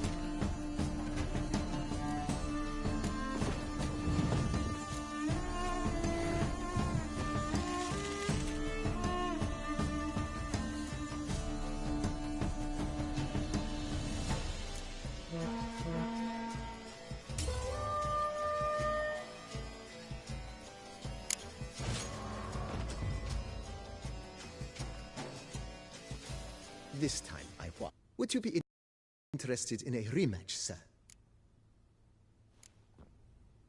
Maybe later. Got something I need to do right now. As you wish, sir.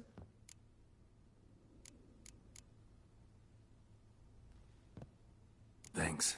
Gotta get back to my business now. See you soon.